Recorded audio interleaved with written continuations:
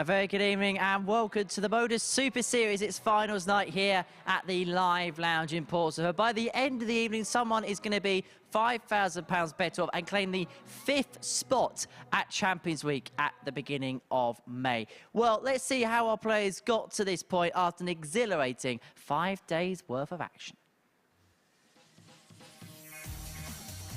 Sebastian Bialecki came through third in Group B. Is the poor timing his run to the line with the perfect opportunity?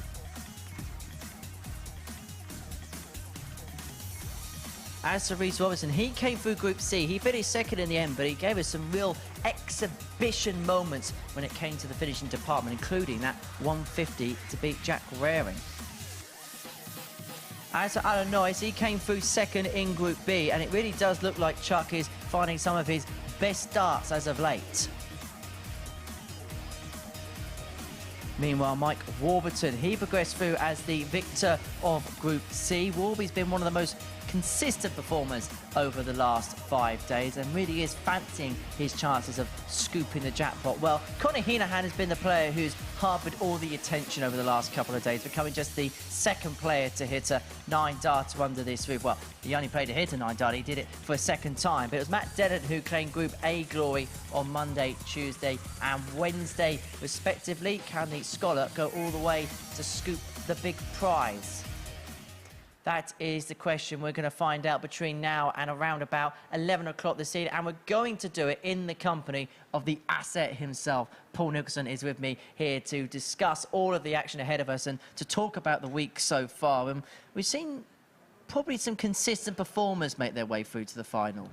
Yeah, I think tonight is one of the hardest calls that we could possibly make in any group that we've ever seen on a Saturday night. There's so much in the way of strength for every single player. They've all got a case, but now they all have to make it. When it comes to the range of the averages throughout the week, myself and Matthew Edgar, or more specifically, Matt has done more of the calculating than I have. The range of averages for the week, it's 4 between top and bottom. That's nothing. When you consider what we've seen in previous weeks this year and at the back end of 2022, there have been definitive favourites, but not tonight. Well, these are the stats for Week 5 overall. These are Week 5 by the numbers. We've seen 540 legs play. We've seen 174 180s, the Anthony Dundas tally. When it comes to everything else, well, Conor Heneghan dominates the highest. Check out the quickest leg, but the highest winning average belongs to Matt Dennant. Yeah, and Dennant did that with his very last performance, so he's coming back here on a bit of a high after a couple of days off. But if you think he's done nothing in the last couple of days, think again, he has been playing. But coming back here with a couple of days break when everybody else has had the action, it's a difficult ask for Matthew, but I think he really craves this win. Tonight is a big night for everybody, because when it comes to likelihoods, sometimes we look at previous performances and what they've done under this roof, or maybe when we were in Southampton. Mike Warburton, for me, is the only person who's got the pedigree of winning a week. The others have been close, but they haven't got it. So this is going to be the biggest night in Super Series darts, for me, in their careers. Are there players that have done brilliant things here, but are still waiting to prove themselves in terms of picking up the big prize? Yeah, I think so. When you consider what we've got here tonight, it wouldn't shock me if we had something like this in the Week 13 finals, going for the £20,000 check, where we just haven't got a clue who's going to win. I think this is a hugely difficult call, and any win tonight would not shock me at all. In fact, the only person I see any frailty in, funnily enough, is Reece Robinson, because he had his best average in his first game of the week and has tailed off a little bit since then. But maybe starting a little bit later in the day is going to be better for him. Well, let's see what the bookmakers then think about what we do. Actually, before we do that, let's have a look at the tables. Begin with Group A on Monday, Tuesday and Wednesday, respectively. There we are on screen now. Matt Dennant, 20 points to his name, but it was carnage from there downwards. This table really told us what we were going to get this week, because when at one point we had 5 players on 16 points, it was a case of, right, we don't know who's going to come through this group, and we now haven't got a clue who's going to win tonight. So this group has told us the preemptive story of Week 5. So for Matt Dennant to get through that and to have the 2 days off, you'd have to ask him as to how he feels about it. But Mike Warburton finishing in 5th position in that table was somewhat harsh, but it didn't really affect him because he went on to Group C and he was excellent. Well, Group C was our focus on Thursday and Friday morning, but in the evening session, it was all about Group B. And in that, it was Conor Heneghan who picked up the honours. 14 points. He only lost the 1 game in the entirety of that group. Meanwhile, for Alan Norris, I just feel there's something about him again. Yeah, Matthew Edgar's got some really great points to make about Alan Norris when he takes to the hockey. I'm going to leave that to him. But when it comes to Norris's career, he won a European Tour event 7 years ago. Well, 6.5 years ago. I'll give him a bit more credit than that. But I think the biggest thing is that he looks comfortable throwing. He looks hungry as well. There's life in the older dog. Yeah, I called him the old dog last night. I probably shouldn't have done that. But the more senior dog these days, he's definitely got some gas in the tank, and he's going to be dangerous. In terms of Group C, this was exactly what we saw. Mike Warburton and Reece Robinson, the 2 dominant forces. Scott Baker, it was a case of too little, too late. Yeah, I'm afraid so. When Scott only came away with 2 points on Thursday, he knew that he was up against it. Full credit to him. He was fantastic on Friday. Just left himself a little bit too much to do. I just get the feeling if he'd squeezed through, he might have been the favourite tonight, but he's not here.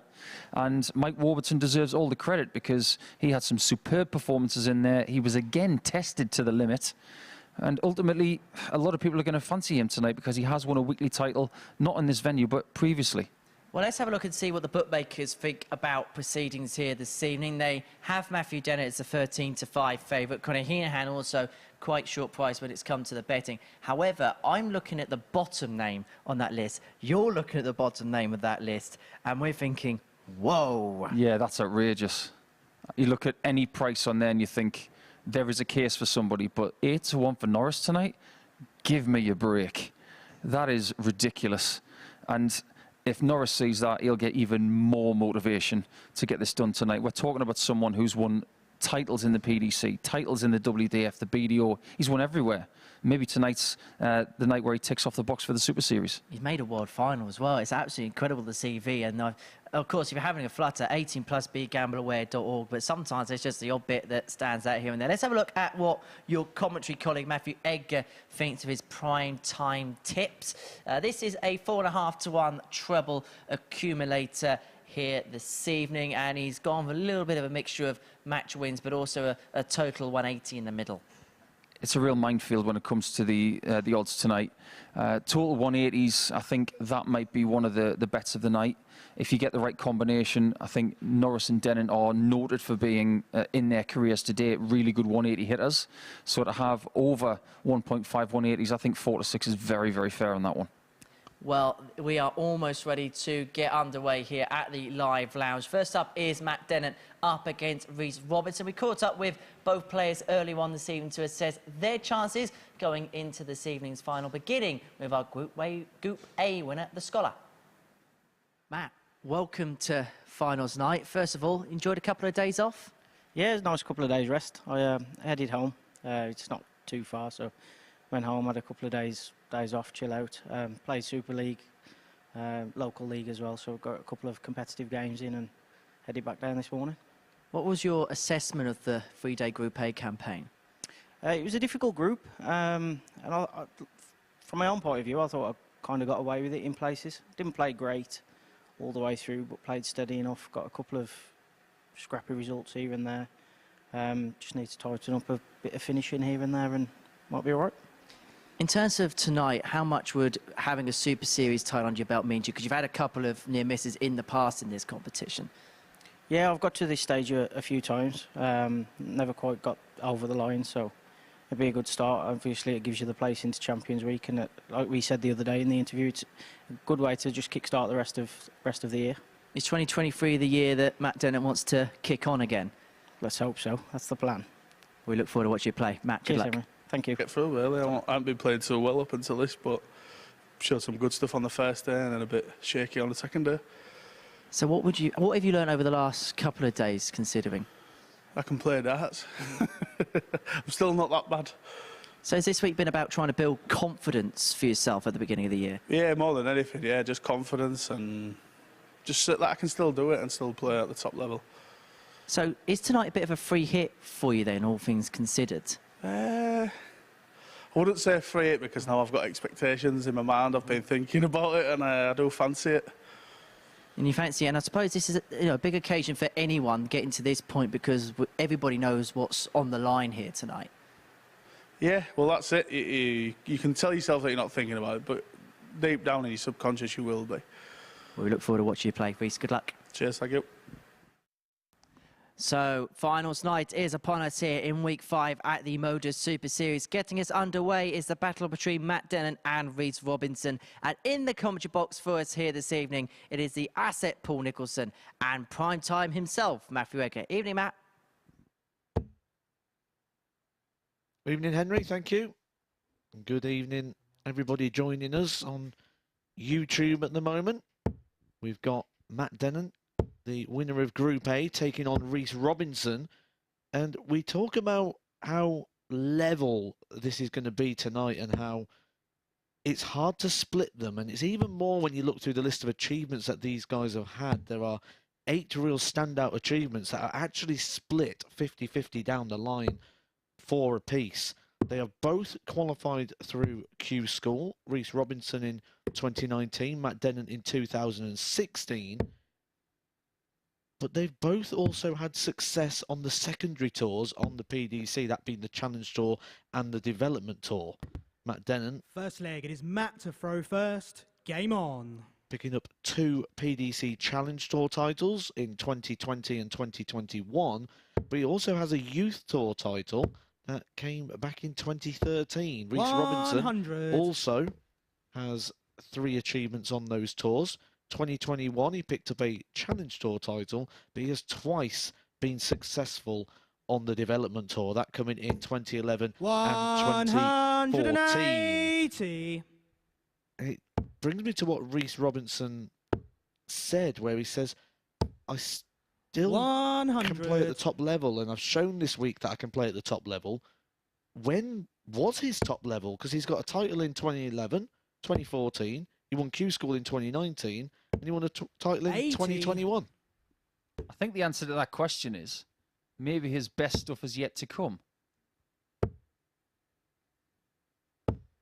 45. Do you think there's a little bit of added pressure on whoever wins Group A when they come into Saturday night, because they've got it done in qualification a lot quicker than somebody else? Now, 55.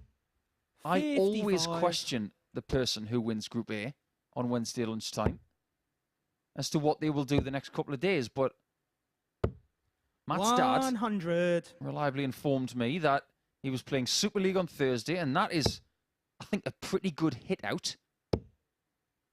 Just to get yourself ready for, you know, maybe a day off on Friday, and then you get yourself ready for Saturday. Matt, you require 156. You might have a nice mix of freshness and competitive action this week.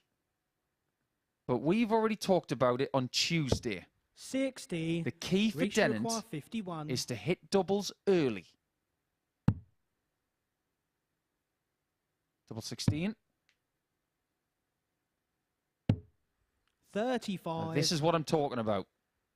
Matt, if he gets the 60 96. and clicks the double 18, it will have an effect on the rest of the night.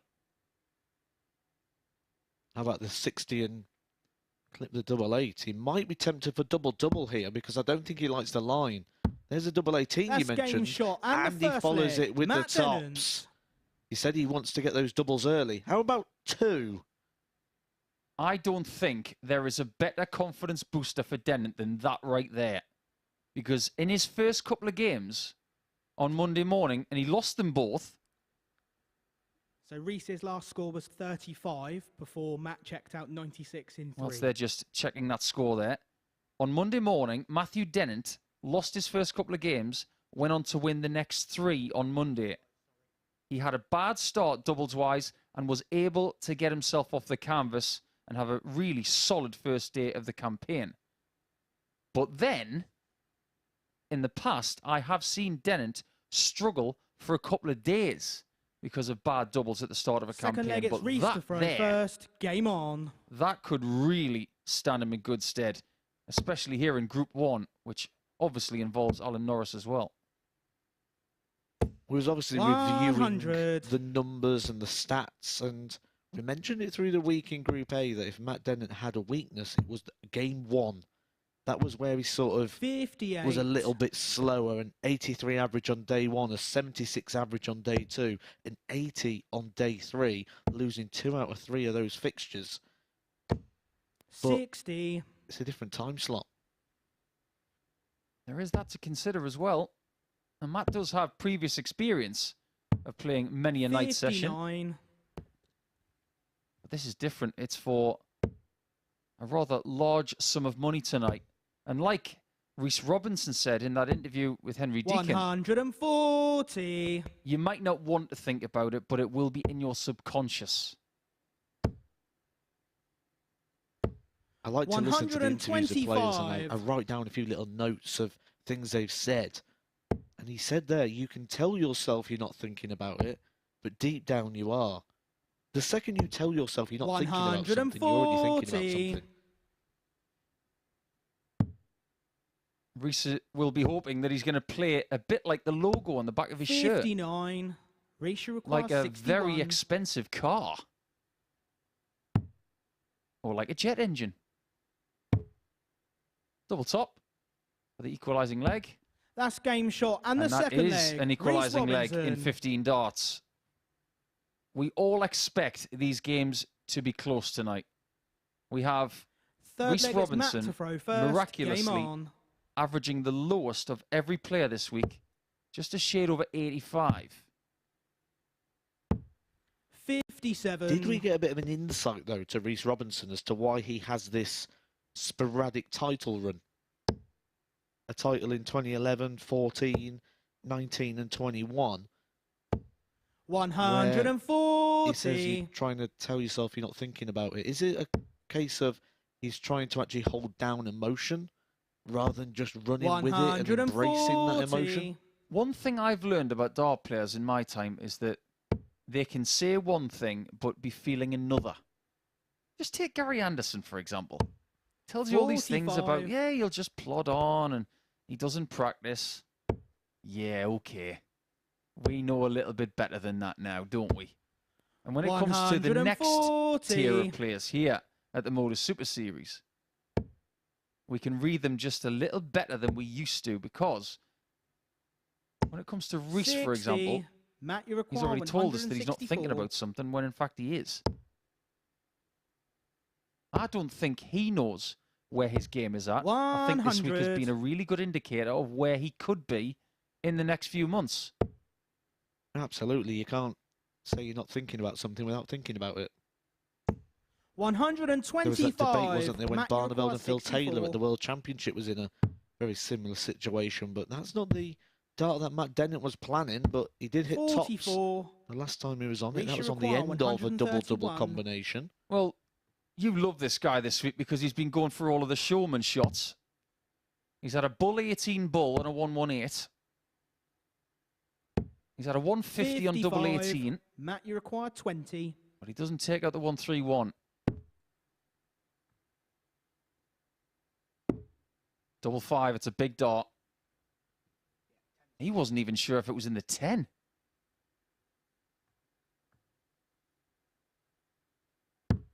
$10. Neither is that one Reece, you require 76. where he wanted it.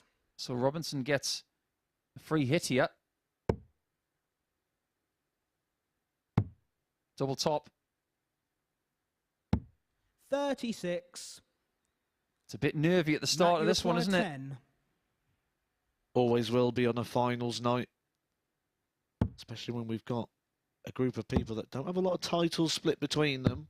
That's game But he shot. split And down the that third 5 leg. well there, Matt Dennant. Dennant, and holds on to his throw with a last dart in hand. If you're wondering what he's been up to and you missed us at the start of the show when we did the interviews, Fourth leg, it's Reece to throw Matt Dennant first. has Game still on. been playing. He said that he played in his Super League and also in his local league, so you're not just going to go home and turn up for those. That tells me that Matt Dennant is still very, very 140. active on the local scene, which would play around this sort of time of night. So he's playing his 6th consecutive day 84. in 3 different places. And tonight we have 3 players, albeit all in Group 2, 140. They're playing their 6th consecutive day here. Heneghan, Bialecki and Warburton have been here since 9:30 Monday morning. 134.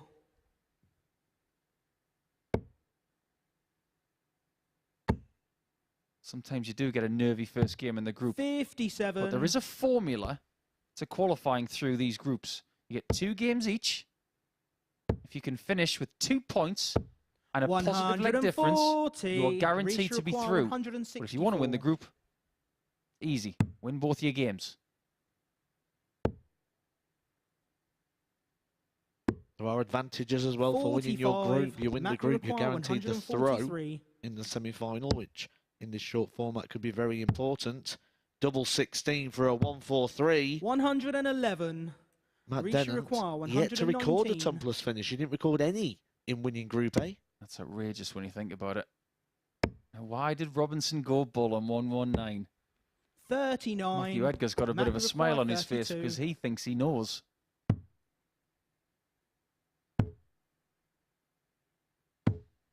$16. That could be costly. He's had so many chances so far.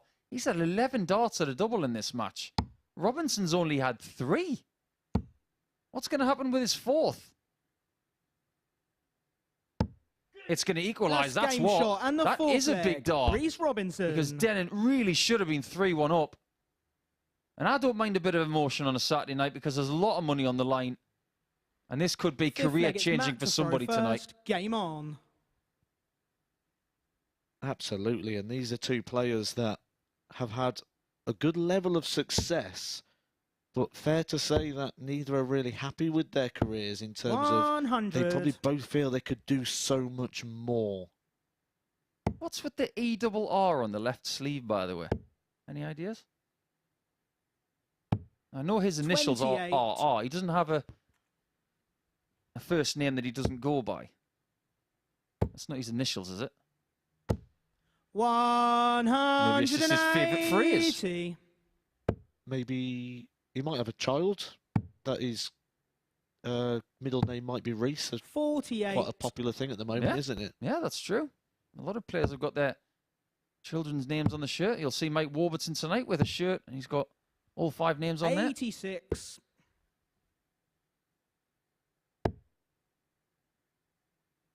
Fair play to Dennant. He was wounded by what happened at the end of leg 95. 4. But he's come back swinging. 135.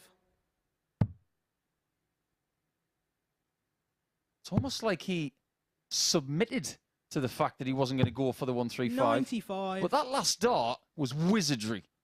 How did he get that through? Yeah, powerful leg here from Matt Dennant. The 180 markets was one that we said to keep an eye on tonight. That is 3 already in game 1. Double 10. That's game Well shot done, and Matt. the 5th leg. Matt Dennant. No messing around this time. And if you are going to lose a game in the group, for me, you've got to lose it 4-3. 6th leg, it's But Reece. one thing Matt has done on the stage here is he's just created his own little zone. He's not been getting involved in anything that Robinson wants. This is not a slugfest. This is 2 individual dart players doing their own thing. 100. Sometimes you can't react to what your opponent is doing. Their pace, their reactions. 140. I think what Dennant is doing in this game here is he's using bundles of experience. He's creating space between himself and Robinson. 60. And you sort of feel like Reece is living this game where Matt Dennant's just going along with it. I think if we hook these players up to heart rate monitors, which would make an 100. excellent show, by the way, if we had the little heart rate beats at the side of the scoreboard there, just thinking out loud, I think Reece's is going to be a lot higher than Matt Dennant's right now. 91. Didn't they do that once? I think they should do it again. Big fan of all that. Big fan of that first dart because it made 100. dart 2 a lot easier. And just to give you an insight into what we've seen the last 5 days, we have seen 4 of the top 6 finishes this week. 55. 167, 164, 161, and 158. So in order to get the top 6, We need to find a 160 53. and a 170 tonight. I wouldn't be surprised if we do see it. Well, Conor Heneghan's doing everything he can to leave it in legs. He had about 3 or 4 opportunities last night where he got the first 2 treble 20s in. 108. This is a match-winning chance. Well, he's got 89 left. He might go treble 17 here. That was good thinking. 52. Reece, you require Treble 68. 17 would have left double 19. Robinson is looking to save the match on tops. 48. But can't. Matt, you require 56. To get the ideal start. He needs 10s again. 36. Shaves the wire. Reece, you require 20. And what a tense game this has been. If this is how we're going to go all night, our nerves are going to be shredded. Got to go for it, Reece. 10. Sometimes you can get a little bit defensive Matt, on you those odd require doubles at the top of the 20. board. I think Dennant can really attack this double 10.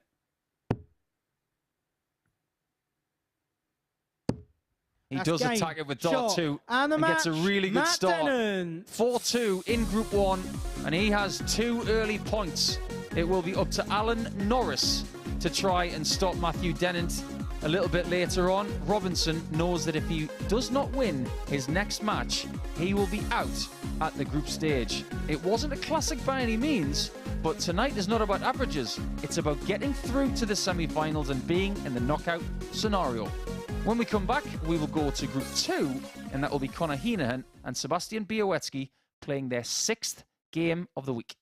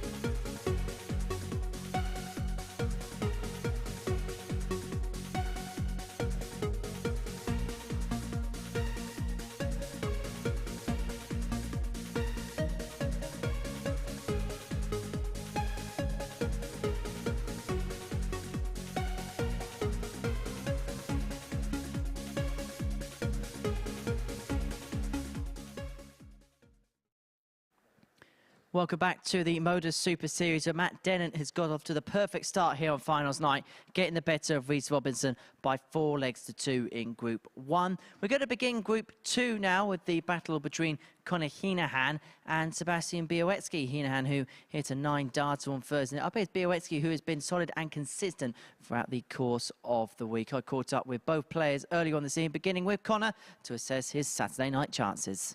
Conor, welcome to finals night. It's been quite the week, hasn't it? Yeah, look, it was a tough week. Suppose everyone's kind of talking about Thursday night, but my main goal was to get through to tonight and hopefully finish the job off. Yeah, we've got to talk about that 9 dart on Thursday night because it was such a brilliant moment for us here at the Super Series, and you kind of were in that confident mood that something like that was about to go, weren't you? Yeah, like in the practice room I was throwing all right, and I said it to Jamie Kelling. I said, he goes, "Oh, geez, after missing the 9." I said, "No, I'm just saving it." And then I went up and did it, and then last night I felt good as well, but obviously it didn't happen, and I was trying for a 170 then a lot of the times, but we'll see how tonight goes now. That's the main goal. When you hit a 9 darter in this format, because you're playing game after game after game, do you have to put the achievement of what you did to one side for the rest of the matches that you play in the evening? Yeah, 100%, because you have to go out and win every game. I think the leg after I hit the 9 was very bad. Like, I think 24 darter or something, which was like, it's not good here. Like, so I just have to concentrate more and hopefully like keep a consistent level. I think I'm doing all right so far this week, but to win it tonight, I need to a small bit better and see how that goes. And going into tonight, you've achieved a lot here at the Super Series. What would scooping the Saturday night title under this roof mean for you? I mean, a lot. Like, I've never won here, and it's a big thing on my mind. Like, I've been here a good few times now, and I seem to nearly always get to a Saturday night, but never seem to produce it. So hopefully now tonight is the night I stand up and do it. We look forward to watching you play. Conor, good luck. Thank you. Cheers. Sebastian, welcome to finals night here at the Super Series. How much are you looking forward to it? This week it's very hard and difficult for me. I played every day from Monday to Friday. First group in Group A, I was in 2, so advanced to Group B. And in Group B, from Thursday and to Friday, I fighting to first 3 place. And I was on 3 place, so third, and I am here. Yeah. How do you fancy your chances here tonight of winning and doing everything here? I don't know what I have a chance today. I hope I going to winning this final day. And for me, it's my target for this week. It's I'm very happy because I advanced to the final day. So I hope we will see what happened there. Well, Sebastian, we're all really looking forward to watching you play tonight. Thank you so much for your time. Thank you very much. Nice to hear from these two young players with a great future ahead of them, but it's not about the future tonight, it's about the now. Young Sebastian Bialecki, 19 years of age, from Lodz in Poland, up against the man who has been a bit of a highlight reel here in Portsmouth. He's now hit 3 9-dart legs in the last year with us alone. But if you count the fact that he hit one in Ireland as well, he's got 4 in a year. Bialecki knows a thing or two about 9-darters himself because he's hit one in the UK Open 2 years ago. So there is maybe form for another one tonight, we hope. But like these guys have already said in their interviews, it's about tonight, it's about getting the prize. But you can't win the group in this game, but you could potentially lose it. First leg, it's Conor to throw first. Game on. We've heard from 4 of the players now in the interviews before the games, and 3 of them have all said the same thing. It's been a very tough week. 100. And when we were sat here trying to figure out a direction to try and point the viewers in for who we think could potentially win this night, we just didn't have a clue. 140. And it's like the players are very aware of the situation. You spoke upstairs about the range from the lowest running average to the highest. 58. It's 4 points. The players are very, very aware of what they're up against here. It's a very evenly matched field. But something Sebastian Bialecki mentioned there that 58. really got me interested was when Henry asked him about his target, and he didn't speak about his target being winning this title. 96. He set his bar as getting through to Saturday, which did surprise me a little bit for someone who's been to the UK Open quarter-final, but it also shows you that he's not 57. jumping ahead. He's not trying to run before he can walk. He's setting realistic goals and expectations. think that's one of the reasons why we look at Sebastian 60. in a very mature light. If you compare him with Conor this week, there's not a great deal between their averages for the week. Only 1.1 96 points. And as for a difference in their personal best average for the week in an individual game, it's even tighter. It's 0.08. 97. Sebastian, you require The only 150. information that we really have that separates these two when it comes to a match is their head-to-head record. They've played 5 times. Conor, you require 90. And Heneghan has won 4 of them. And he's That's also won the game first shot leg and of the this. first leg. So Conor maybe Heneghan. he just has Sebastian's number. Couple more numbers for you. The best leg of the Second week. leg at Sebastian. We know what that is. We've seen Game it on. many times. You can catch it on the MODUS Super Series YouTube channel. The 9-dart leg for Conor Heneghan. 125. But it's easy to forget that actually Sebastian Bialecki in Group A hit a 10-dart leg. 40. I did forget about that, actually. Because sometimes when 9 darters are hit, you just forget about all of the other 54.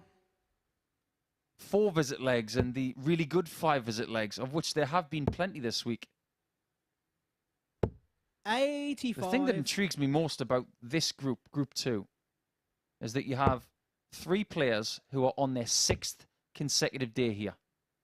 Heneghan, Bialecki and Warburton all took part in Group A and have made their way through to Saturday night. And every single 96. metric that I'm looking at has them very tight. If we are going to get a 9-dart shootout, it's got to be this group, surely.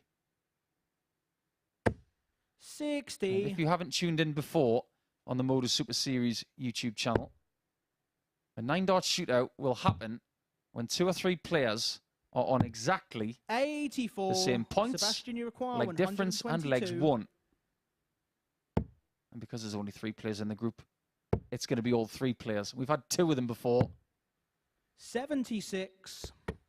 I agree. I even called it in the week that if there's ever going to be a week that gives us a 9-dart shootout, this will be the one. 95. Sebastian, you require 46. Options. Chooses to go for the 14 for the double 16. That's game shot. And the second leg, Sebastian Finds it Bialecki. successfully. You might see down your local people looking at the 10 and the 6 because it's 2 numbers that are next to each other. But Third leg, it's when you've got Conor the to talent throw that first. Sebastian Game Bialecki's got, you just pick your favourites. He did have a bit of checkered fortune on that double 16 yesterday. 125. You can see that he throws from the right-hand side of the hockey from that camera there. And when he goes for that double 16 and just hits the outside wire, he does 57. shield a lot of that bed. But he's got the same sort of approach to that as Stephen Bunting. And if he wins half of what Stephen's won, he'll have a pretty good career. 134. We mentioned in the last game about the Conor Heneghan bingo card where he's trying to provide us with every single sort of shot. He actually said in his interview he was trying to leave the 170. He isn't just winning the games. He isn't just top of the stats on the 180s. He hasn't just took out the most tumblers finishes of anybody here 100. this week. He is also trying to put on a bit of a show. Nothing wrong with someone trying to be a showman, as long as you can back it up. 100. Conor, you require Plenty of routes for the 142. But because he's been so good on tops this week, he was looking to leave it again. 82. And he will when he comes back.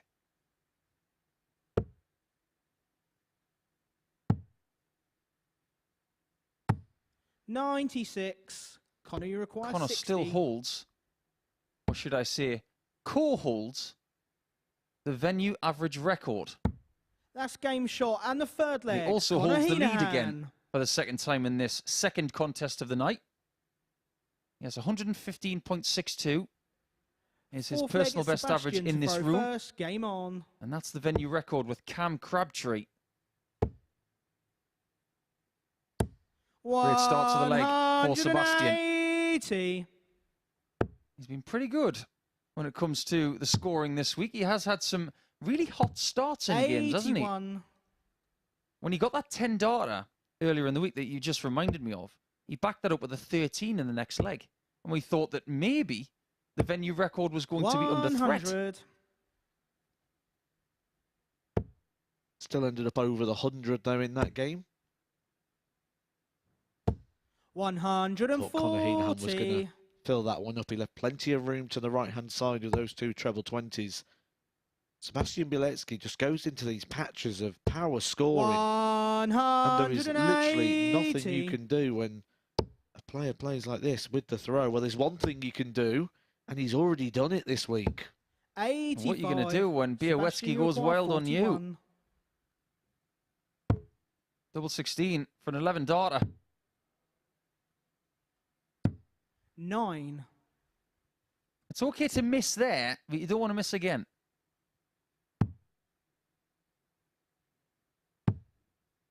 133 would be ideal.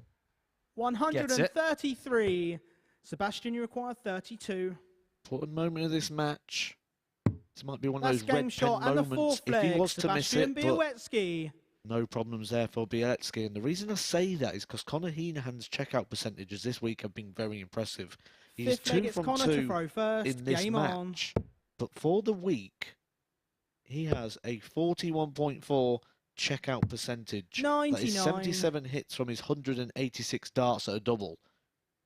We obviously say that 33% is where you need to be. 97. 41% is above that, but yet it's still not the best for the week. Do you know what? I'm going to say this out loud because I've been thinking 140. it ever since you told me about that earlier. 41% for the amount of legs he's played this week is world class. If you had that on the PDC Pro Tour for 40. a period of 6 months, people would be taking notice. Now, he's done that over 5 days of darts. But the fact that he's not the best just tells you a little 54. bit of something about what we will see from Alan Norris. Now, before we go any further, it's been a very big day of darts 45. around Europe. Ross Smith today winning a Players' Championship against Gary Anderson. Congratulations to Smudger. And to the people 44. playing in Budapest today, congratulations to Moreno Blom, who's played here before on a Saturday night. He won a title today, as did Veronica Ihas 95. of Hungary. So congratulations to her as well. 164. I wonder who's going to join the Saturday Roll of Honour.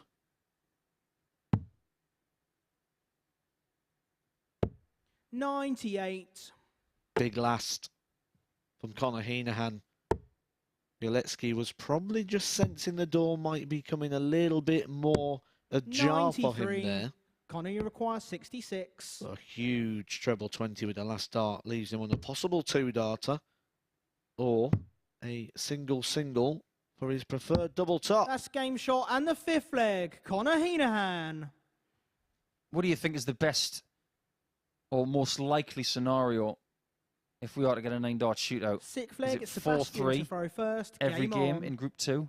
Because I'm looking at that right now as a huge possibility. 100. Imagine this scenario where all the games go 4-3, but they all go with holds of throw. Funny things have happened. 60.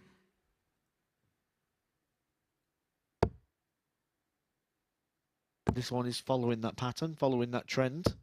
60. The one win that Bialecki has against Heneghan this week was on Wednesday.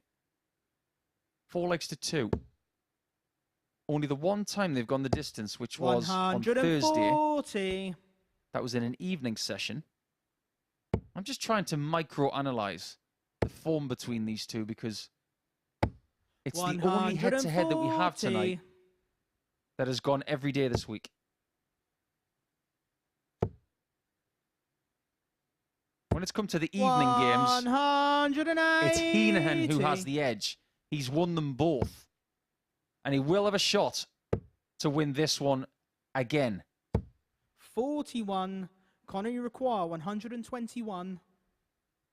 Third 180 of this match. Set him up on the 1-2-1 for the match. It will be the bull. 96. Sebastian, That was very close. 160. And this is one of the big 6 finishes that we haven't had this week. That would have been the right time to find it. 55. Conor, you require 25. To lead Group 2. Game. He does so. Shot. And the match. In a lot of people's Conor eyes, Heneghan. Conor Heneghan is the favourite to win tonight. And he starts in the ideal fashion. It means that when Bialecki returns in Game 4 against Mike Warburton, he's in the same sort of position as Reece Robinson. If he loses his next match, he will be eliminated before the semi-finals. That's a very good start from Heneghan, isn't it? Especially when you're hitting 80% of your doubles. We'll have a short break now, and when we come back, well, it's time for Reece Robinson to get that win, because Alan Norris stands in his way, and if Alan wins, he'll be through, and Reece will be out.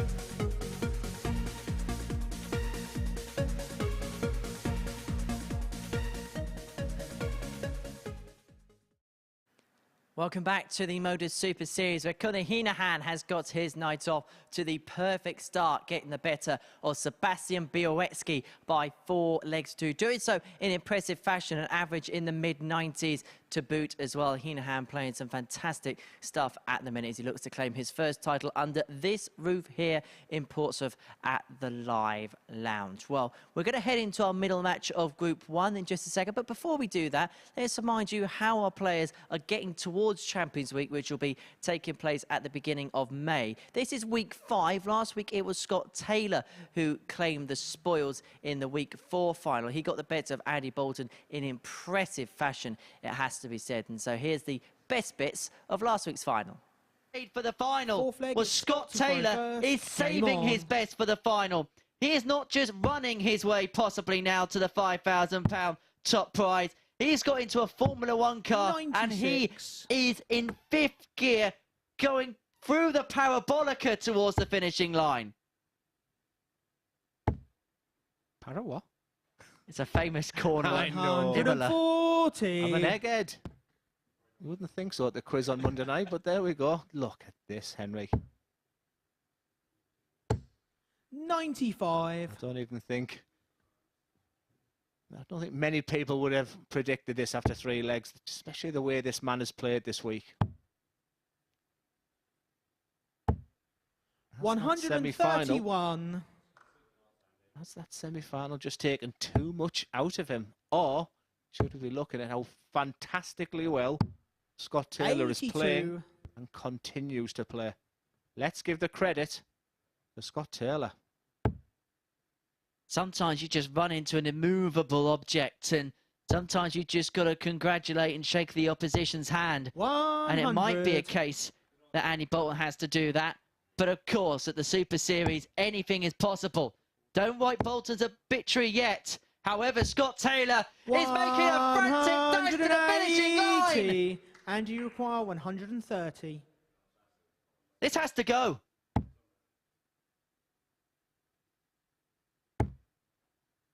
It's bull for Bolton. 105. Scott Taylor, 48. Scott, you require 48. For your biggest win of your career. Double 16. That's game and it is shot. Super and your week 4 Scott winner of the MODUS Super Series. Scott Taylor has produced an unbelievable performance to qualify for Champions Week. It is an average of 109 to get the better of Andy Bolton by 4.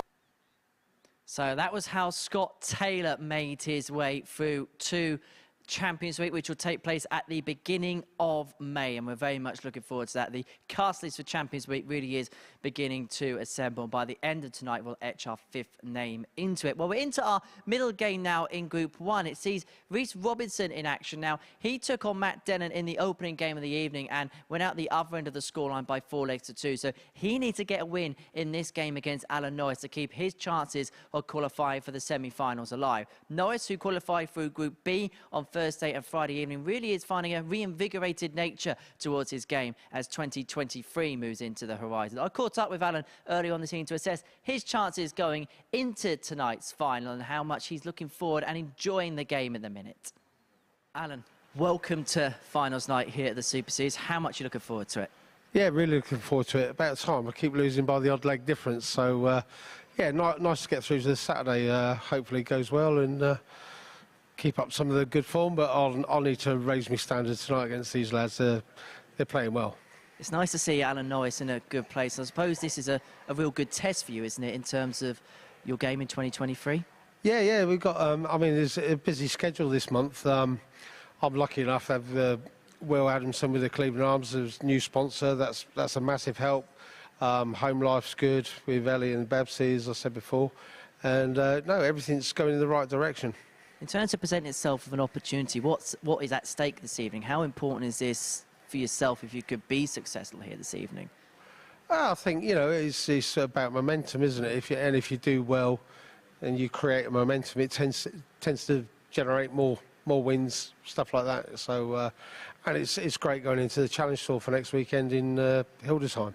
And of course, you've got the crowd in the scene, and we know how much you love performing in front of a crowd. Oh, I hate it. Yeah, no, it's always good. Yeah, miss playing on the stage with the crowd and that. So, yeah, it's been a while, shall we say? But no, it's all good. We look forward to watching you play. Alan, good luck. Cheers, thank you. Alan Norris in action for the first time this evening. While it's Reece Robinson, he has to win to keep any hopes of qualifying for the semi-finals alive. It's the unique nature of a Saturday night final here at the Super Series and in the commentary box. Matthew Edgar, Paul Nicholson. Thanks, Henry. Great to have Alan Norris here on Saturday night.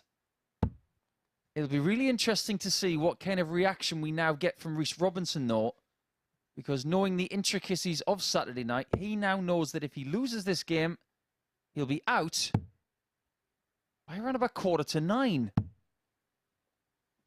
I usually say that in your first game of Saturday night, you can't get through, but that's not the case for Alan Norris. He wins this game, he's through with a game to spare. And that would mean his game with Matthew Dennant in game 5 of the night would be to see who wins Group 1. Look on the bright side, Reece. Yes, you lost your first game 4-2. But you've now got the darts against Chuck. First leg, it is Reece to throw first. Game on. It's been a thing of the week, the fist bumps, hasn't it? John Michael's not here tonight. He's the king of the fist bump this week. That was the game against Reece Robinson, wasn't it? When Reece was stood at the back of the stage with his arms at his side, and Check John 41. Michael just went up and fist bumped him for himself. To say that Reece and John had a bit of a checkered relationship this week, is that a bit of an understatement? 140. I don't think there's going to be an exchange of Christmas cards.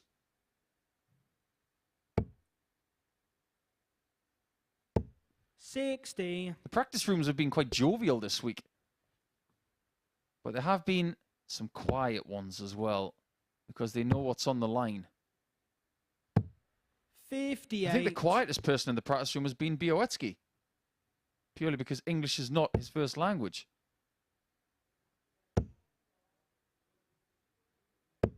But what 60. has Robinson got to do in this game that he didn't do in game one? Now, it's easy for us to say that he'll have to improve on an 81 average. But he did have chances, didn't he? He had 8 darts at a double.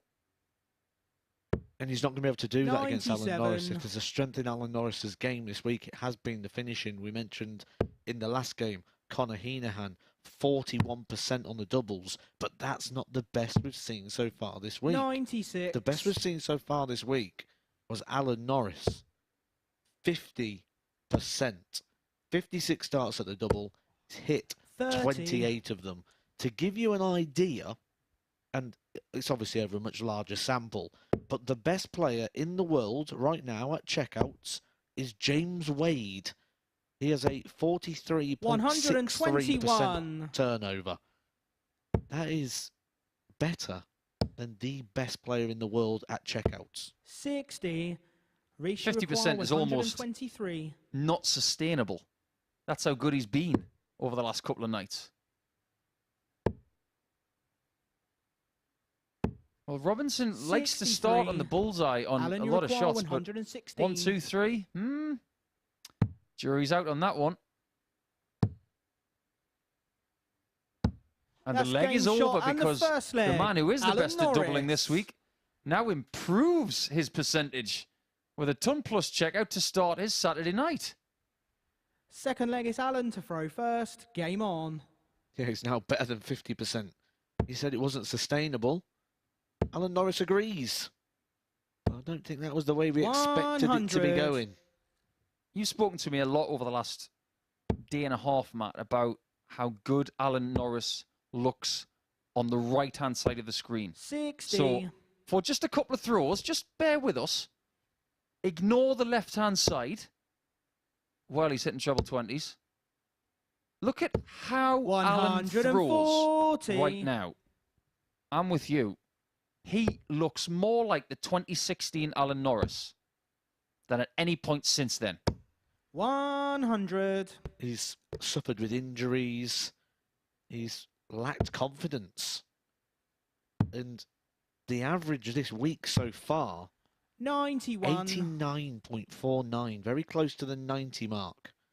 Now, the interesting thing about that with Alan Norris is he's averaged 89.49. That is over 8 games of darts, Alan, an you average require of all those 170. matches put together.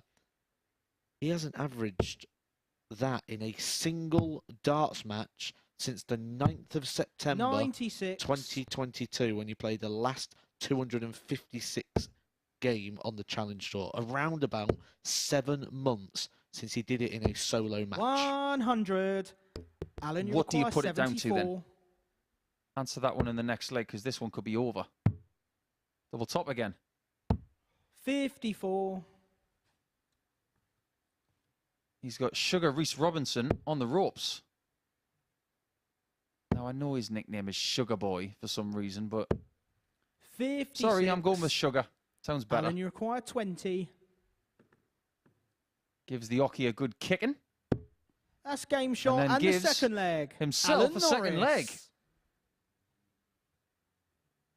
I think going back to your question about what's good for Alan Norris Third at the leg moment, is I Reece think to throw first. we can Game use on. Alan Norris's own words rather than mine here, and that was in that interview he gave us before the start of this match when he said, when you start winning, it just breeds more and more confidence. You remember how things work, how to do things. You remember that successful feeling, and then you just want more of it. You don't fear the loss no more. And getting through to Friday, to Saturday has been a step forward for Alan Norris. He's already, in his interview, mentioned about the Challenge Tour next weekend, and I'll be watching that with a keen eye because it'll be very interesting to see what he moves on to do in that event after the confidence builder that he's had here this week. Only lost a couple of games in qualifying as well. 57. One to Bialecki, one to Heneghan. Rest of the time, he was hitting some good numbers. Personal best average of the week. Just a shade under 100, 99.88. That was hit yesterday in the middle of the campaign. He seems to be the person who's got a lot of comfort on this stage right now, whereas Reece is cutting a very different figure. 140. I was just about to say exactly the same thing. Reece strikes me as someone who's sat on a ship. He knows he's going down and he's sat firing the flare signals up, hoping for help. That's the thing about darts in this format. No help, I'm afraid. You can't tag someone in. You can't ask your caddy for more information. I think right now, Reece wouldn't want any more information because the information, the numbers that we've got suggest he is losing on every single element of this match. And he might be about to be 3-0 down on the scoreboard. Oh, Alan, you knew you threw that too quickly. That was very silly. Look where Reece is, 189, and you flung that dart at double 10 without even looking 64. Or aiming. And now you've got to go for double 5. 10. This give the hockey a kicking approach normally works for Alan Norris. No score. See what happens when you lose concentration for a mere 2 seconds? And we know that Reece likes the bullseye, but it doesn't come to his aid this time. It seems like nothing is clicking 60. tonight. No, he's really struggling in this one. 10.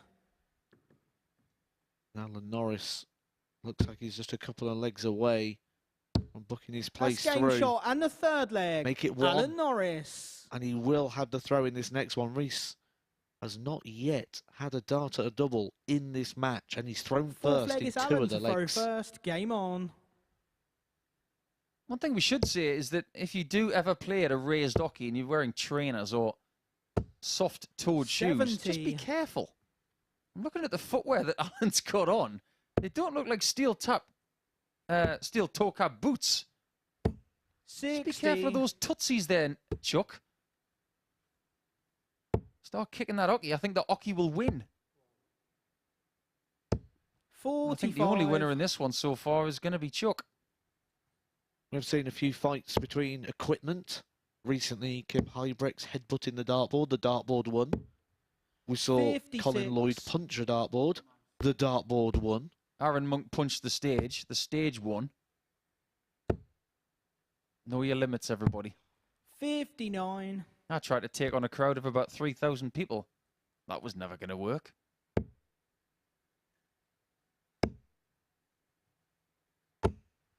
Even 43. when Norris is having a worse leg, Robinson can't keep up. The way Reece is walking around, do you think he thinks it's done already? Yeah, I do. 93. And I think his aura is actually affecting Chuck as well, because he was full of beans in the first couple of legs, but he's gone down a peg and he's got to maintain concentration through this match. 60. We've already seen one dart at double 10 where his mind went to sleep. Times like that, what you got to do is just take the back of your hand like a karate chop and just 44. jab your thigh and just remind yourself, right, come on, back to work.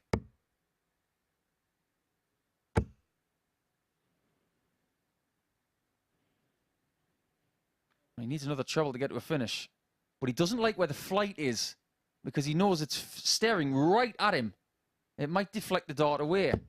140. That was a glorious shot.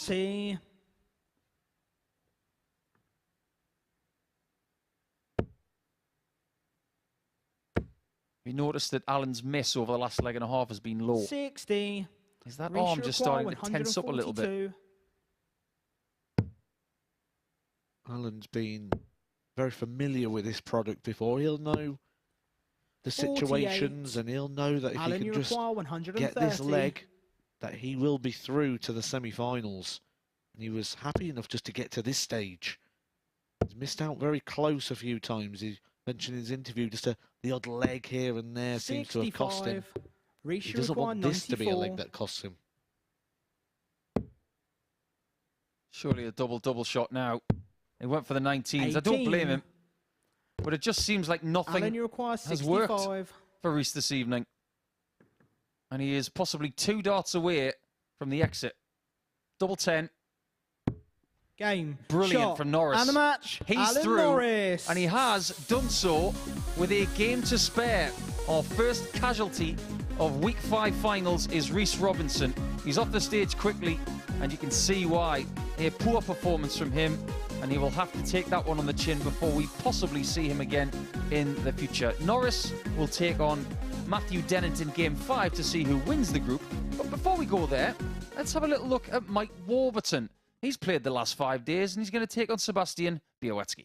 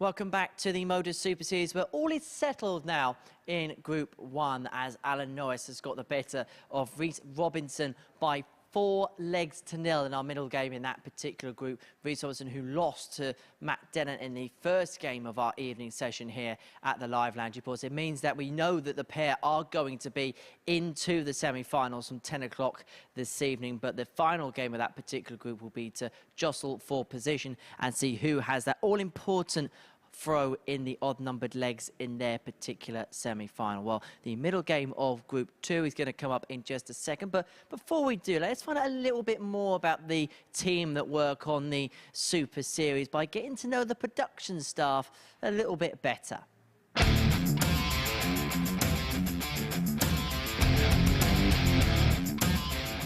Most intelligent. I'd probably have to say the most intelligent is Kirk Bevins from a book-smart point of view. I don't know about you, Matt. Well, I can't debate that one. It's got to be Kirk Bevins. Most intelligent would have to be Kirk Bevins. You're not countdown champion for nothing. You're going to have to go with Kirk Bevins with his countdown history and his quizzing. Most intelligent. George Noble, is that what you want me to say, George? I'm going to probably have to say me, really. Paul Hinks. I've never seen a man get around a puzzle like that before. I reckon a lot of people are going to say you. I'd have to say Paul Nicholson. He's got quite a depth of knowledge, hasn't he? It's got to be Paul Starr. Probably Paul Nicholson. There's nothing he doesn't know about vegan diets and meditation. Abby? Definitely Abby. She's got some cracking dresses. I'd have to go with either Abby Davis or Chris Mason. I think it's a bit of a toss-up for me. I'd say Chris Murphy also always comes in as some smart clobber, doesn't he? Paul Nicholson's very smart. He wears some nice clobber. Got to be me, really. Find any Tungsten Time T-shirt in any of your local charity shops. I will go for Charlie Corstefin as the best dressed. Paul or Abby? Abby, some fantastic outfits Abby wears, so I'm going to say Paul and Abby. Best dressed would probably have to be Abigail Davis, one of our presenters. Best dressed. Okay, Bevins. Worst dressed, I'm going to have to go Mankey. Looks like he slept in his car all night when he comes in the morning. Owen Binks. Kirk Bevins with his Slazenger and Puma fleeces. Best mate would have to be Paul Hinks, basically because he's like a second granddad to me. Henry, Hugh, Kirk, Taylor. Everybody's a mate. I love them all. For me, it's either Chris Murphy or Chris Mason. I work a lot with them. And it's going to have to be Owen. Best mate. Won 3 Gold Cups back to back. Oh, we're not talking about the horses, are we? Paul, we got a bit of a romance thing going on. Best mate. Oh, I like Stefan. He's my pal. Also, Owen Binks. Mainly because he took me to watch Coldplay. I'll pass. Biggest joker, Paul Starr. The funniest man I've ever met. Get out of my pub! It's Paul Starr. Paul Starr, final answer. It's got to be Paul Starr, Tungsten Time. They're all clowns, really. I can just say me, really. Yeah, again, yeah, me, yeah. Biggest joker, Paul Starr. Paul Starr. Comms turn him off all the time. So it's the way you tell him. Biggest moaner, it's got to be Owen Binks. It doesn't take much at all. Owen Binks. There's only one name comes to mind, George Noble. It's definitely not George. It's definitely not George. Biggest moaner is... It's going to have to be Kirk Bevins again. 4 bacon baps and 4 donuts for breakfast. It's Stefan Everard. Stefan Everard. There's only one man. His name is Stefan Everard, and no disrespect to the young man. I can remember when the studio was in Southampton, it was carbonara baguettes for breakfast, and I'm not talking about the mini baguettes, I'm talking proper inches. Stefan, the man is a machine. Again, it's got to be Kirk. He listens to Venga Boys, Steps. Owen Binks and Coldplay. I mean, why pick that when you just pick Scooter? Yeah, Owen Binks, Coldplay. Well, of course, that's Owen. I mean, the whole world agrees, apart from Chris Martin from Coldplay. Have I got a catchphrase, did you say? Yes, and if you watch it... Did you say catchphrase? The Tungsten Time, Paul's... Oh, worst taste in music. The Everard brothers need to have a word with themselves. Scooter, really? Well, we've got 2 sisters who work behind the scenes, Stefan and Billy, and to be honest, Scooter. I mean, what on earth is that all about? Best singer, it's got to be me, hasn't it? The only one to know who sings is Henry. Henry Deacon can bell out some bangers. Charlie Corstefin.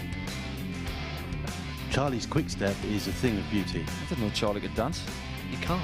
Best singer, Henry Deacon. Best dancer would have to be me. Shall I just answer it for you? It's Kirk. No, it's not Kirk. Come on. Definitely Henry Deacon. After meeting everyone, handy in a fight, I've got to go for Corrine Hammond. Oh, Mace. If I need someone to back me up in a corner, it's got to be Mace. Owen would be dead handy in a fight because they can all pull on him while I run away. Do you know, I'd probably back myself against most people on the Super Series. Handy in a fight would have to be Mark Smith, our players' marshal. I'd want Mark Smith or Chris Mason on my side. Chris Mason. Chris Mason. You done? Excellent. Thank you.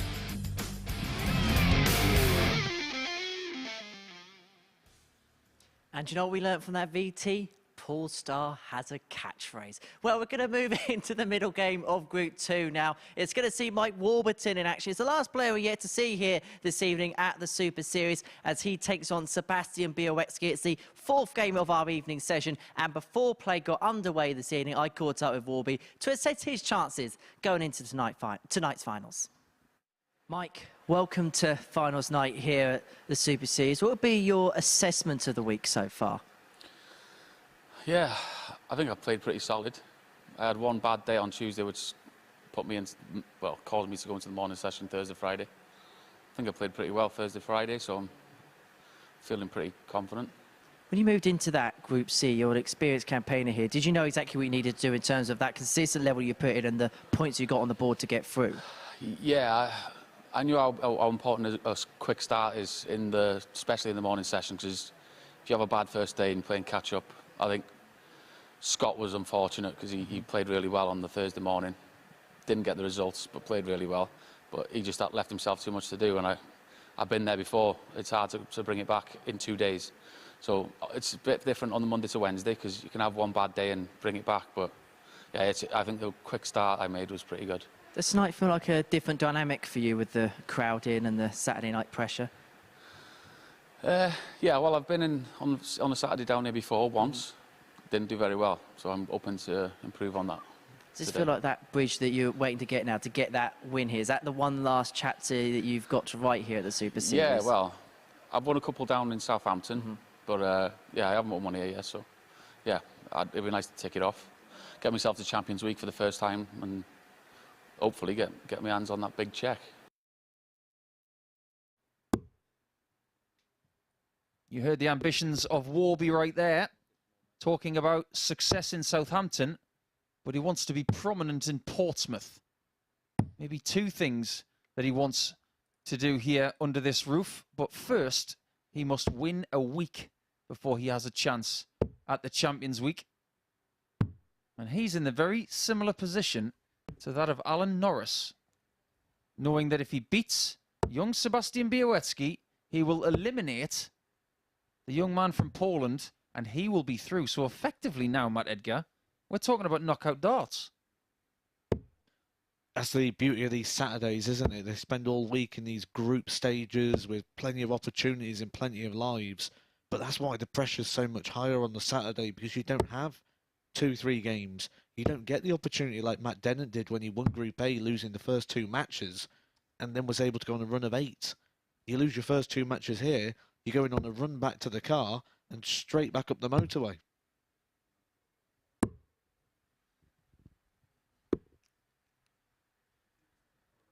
First leg, it's Sebastian to throw first. Game on.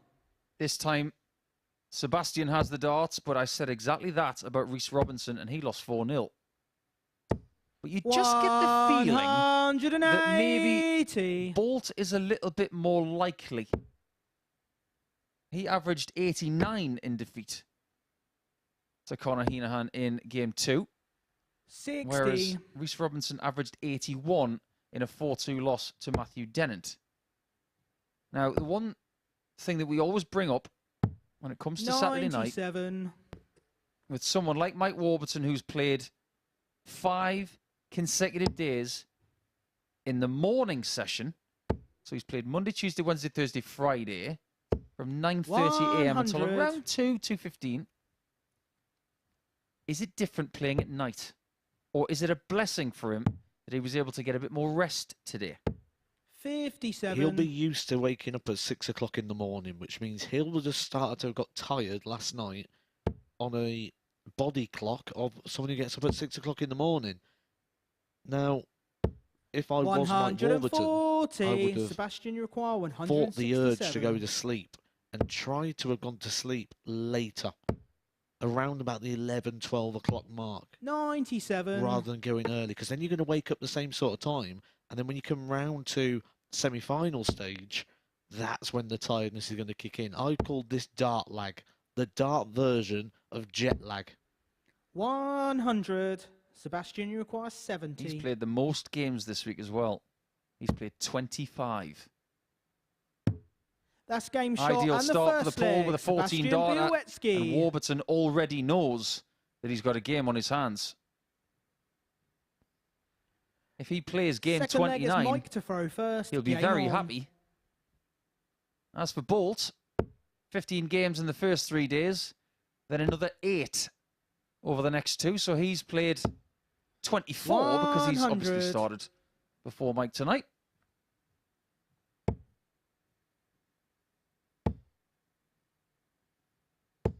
He's opened this one up quite well. He lost his opening game 4-2 to Conor Heneghan which makes this a must-win game or he's going home. And he opens it up with a 14 dart leg and then 100 in the next. 60. It wasn't so much the finishing. He had 4 darts and hit 2. That's a 50% return. He just wasn't finding those power scores 97. like he has in this one. And he opened with a 180 in this match. Yeah, he's checking a lot of boxes early in this game, is Sebastian. 140.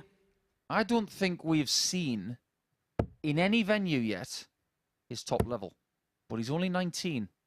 And his ability 80. to just take things as they come and not expect everything at once is not typical of someone his age. Warburton is a bit more seasoned. He's at an experience level and an age where he wants to drive on now. No pun intended, because he's actually a very good golfer. 43. Mike, you require 61. Thought you were going to say he's got a van or something then when you said, no pun intended, That's after the game driving shot on. and the second leg. But Mike just Warburton. like the last game, the doubles, which are supposedly meant to be the nervy part of the game. Third the leg, part it's where Sebastian to throw you win first. or you Game lose. on. Both hitting with just 1 dart. 58. Now, there is a possibility that we could have 2 players playing each other throughout the week 7 times, because they could play twice on a night like tonight. 60. You never know. It could be Bialecki versus Heneghan, for example. They played 5 days in qualifying, already once tonight. 60. It could be the final. But these 2 have played each other 3 times, and Bialecki does have the edge. Every game they've played so far has been 4-2. 100. It is interesting when you get those sort of scenarios as well. And my mind goes back to a time when I played in this myself, and I played Graham Usher. And I beat him in this group 40. stage, and I lost to him in the overall final. And when I got there and I walked into that room in Southampton, I thought, I've already beaten you, and now I've got to play you again. 60. Normally, with darts, with knockout, you'd beat a player, they'd go home. You don't see him again for the rest of the tournament, where it's a little bit different with this. Happens in the Grand Slam of Darts in November every year as well. 60. You could have the 2 top players from the group stage playing each other in the quarterfinals. How many times have we seen somebody lose in the group stage and then go on to win the quarterfinal? It's just an intricacy. 140. He's got a look about him tonight that I haven't seen for a while. You've got to get this 58. level right Mike, on you a require Saturday. 141. One of, I really want it, but have this ability to just relax a little bit. If you want it too much, it won't happen. Like Mike said in his 60. interview with Henry, he's been here before and he didn't play well the one time he was here on a Saturday previously. I hope he's learned from that. Relaxation and concentration. 96. 2 things that are Mike, you require 81. hard to put together, which is what makes this sport a very tricky one to master. That's game He's shot mastered and the that leg. third leg. And that Mike is a Warburton. breakthrough in 18 darts. He's just put his foot down, and Sebastian has slowed down. 4th leg, it's Mike to throw first. Game on. Sebastian is now beginning to do what Reece Robinson did in the last leg, or the last match. When he's in that position where you have 140. to win, it just starts going a little bit backwards. And despite the strong start, it was a 60. perfect start with the 180. He's only got that 180 and one other score of 100. Let's face it, you've played group stage darts. I have too. Lots of other players have. 100. So when I say this, I'm sure that most dart players would agree with me. When you're in a group stage in the early echelons of it, you know in the back of your mind, 93. I want to win every game. However, if I do lose, it's not the end of the world. In a knockout scenario, there's just this little extra fire in your arm, in your heart, in your body, in your mind that says, this is knockout. I can't lose this game. 140. Mike, you But require Warburton is playing 121. at the kind of level that we've seen just once or twice this week. Double 18. 85. Didn't entertain the idea of 11 and the bullseye, because he didn't have to chase that down with Sebastian Bialecki back on 208. Just 12 darts thrown so far from Mike Warburton, and one of those was at the double. Doesn't want to be messing around on double 9. 27. Such a tricky number. Sebastian, you require 68. He had full control of this match. 64. He still has. But he has to negotiate a bit of a hurdle shot. Single 1. Hurdle the 18 to the 4. That's game shot. And the 4th Masterfully leg. done. Mike Warburton. One more leg out of the next 3. And Sebastian's first Saturday night here to throw first. will be Game over on. before the semis. We would then know our full semi-final lineup. We just don't know who would be playing who. There will be no draw. It will purely be the group winner playing the group runner-up. And the group winners will have the advantage of throw. So essentially, what we'd have is two of the largest balls up that you'll ever see. You said bulls up, right? Balls up, yeah. 96. The way in which we decide who throws first, normally and traditionally in darts. We have a bull up. Nearest the bull throws first, but we only have that in one fixture out of your 104 fixtures that come to you at the Super Series, and that's the final. I've got another point to make about Mike. 100. If he wasn't here this week, he would be in the Isle of Man playing in a ranked event over in the Irish Sea. He's won there before. 180. He might be saying to himself, if I'm not in a place where I've won before at a ranking event, I'm going to make sure this pays. 58. Mike, you require 41. And he's going to make Sebastian pay for not being at his optimum level tonight. Because that's that. Shot. And the match. What a performance from Mike Warburton. That is his second best performance of the entire week. Sebastian will be very disappointed to be eliminated so early, but ultimately it was Warburton who was just too good. He needed only 9 shots to get over the line, but the 100 average, that's only his second 100 average of the entire week. A really, really good performance, and he is through to the semi-finals, where he will be very, very dangerous. Alan Norris and Matthew Dennant will be back for Game 5, and that will be to determine who wins Group 1.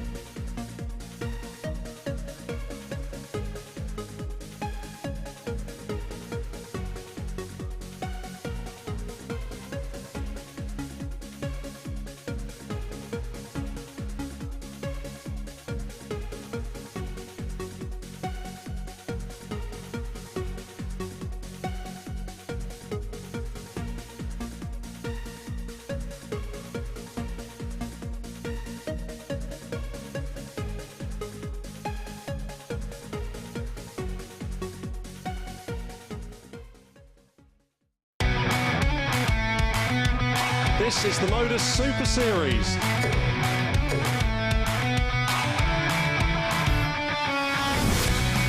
$180.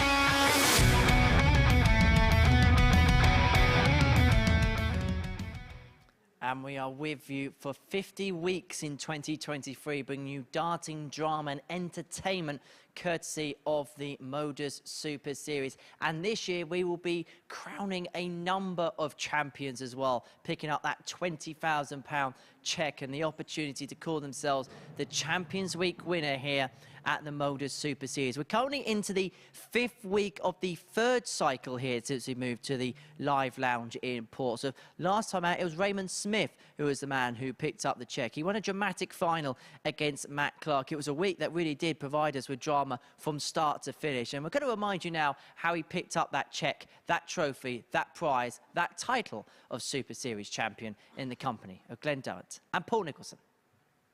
That does not guarantee that this one will, but the way that Clark has performed in this final, when he's thrown first, has been nothing short of miraculous. 12 weeks of darts, 12 winners, 6 down to the finals night, down to 4 for the semi-final, and now down to the last leg. If that doesn't sum up the whole thing about MODUS Super Series, nothing does. It's a marathon, this thing. This is game 1,352 in this series, and it will be the very last leg of it. What did I say about Matt Clark, who opened at 140, 180, he's regular on his throw. All of a sudden, one treble will feel like gold. 60. And all of a sudden, you're creeping into treble 7. It takes someone like Raymond Smith now to hit a 140 here. And he might just do it. You could hear a pin drop in here. Everybody can hear the darts hitting the board. That 140 is one of the best he's hit this week, maybe the very best of the lot. I'm just trying to put you into the mind of the players. Matt Clark's now thinking, shake them off. What you panicking for? You're winning your darts. 100. Raymond Smith now taking the dart. It's now a 3-0-1 game. Nico, what is going on? He's going to switch. Oh, he's not. I was convinced he was going to go to the 17s because previously in the week, that's what he's been doing. It's a great standard of a final. There you can see 3 180s in this final. And the averages are very, very healthy. But Matt Clark falters. Raymond, you require 161. And Raymond Smith has got 6 from here to write his name into MODUS Super Series history. Finally, I've called something right. I just had the feeling Matt Clark wouldn't have it all his own way after dominating his darts. 65. And that leaves a 2-dart combination. Matt Clark on 255. There's the breath. He'll feel like it's all away, but you've got one chance, Matt. The biggest 180 of your life right now. And all of a sudden, now he's have to go downstairs. Now it's the connotations. If he stays there, he leaves a bogey. 100. That was dangerous. That was a gamble. You require 96. Is the gamble going to pay off, though? Because Raymond Smith has the first shot for the title. He's going to stay straight and go for double 8 and win it. Raymond Smith is the man. The guru thinks his way to the end, and he gets it done. £20,000 belongs to him. The gamble of coming across the planet has paid off, and he will be on a flight back to Australia in a few hours' time. And he doesn't even want to keep his own darts. He's given them to a fan in the front row, but now he can afford a new set. The biggest paycheck possible from the MODUS Super Series belongs to the guru, Raymond Smith. Wonderful performance. Averaged well. The confetti is everywhere. And unfortunately for Superman, he found his kryptonite in Raymond Smith.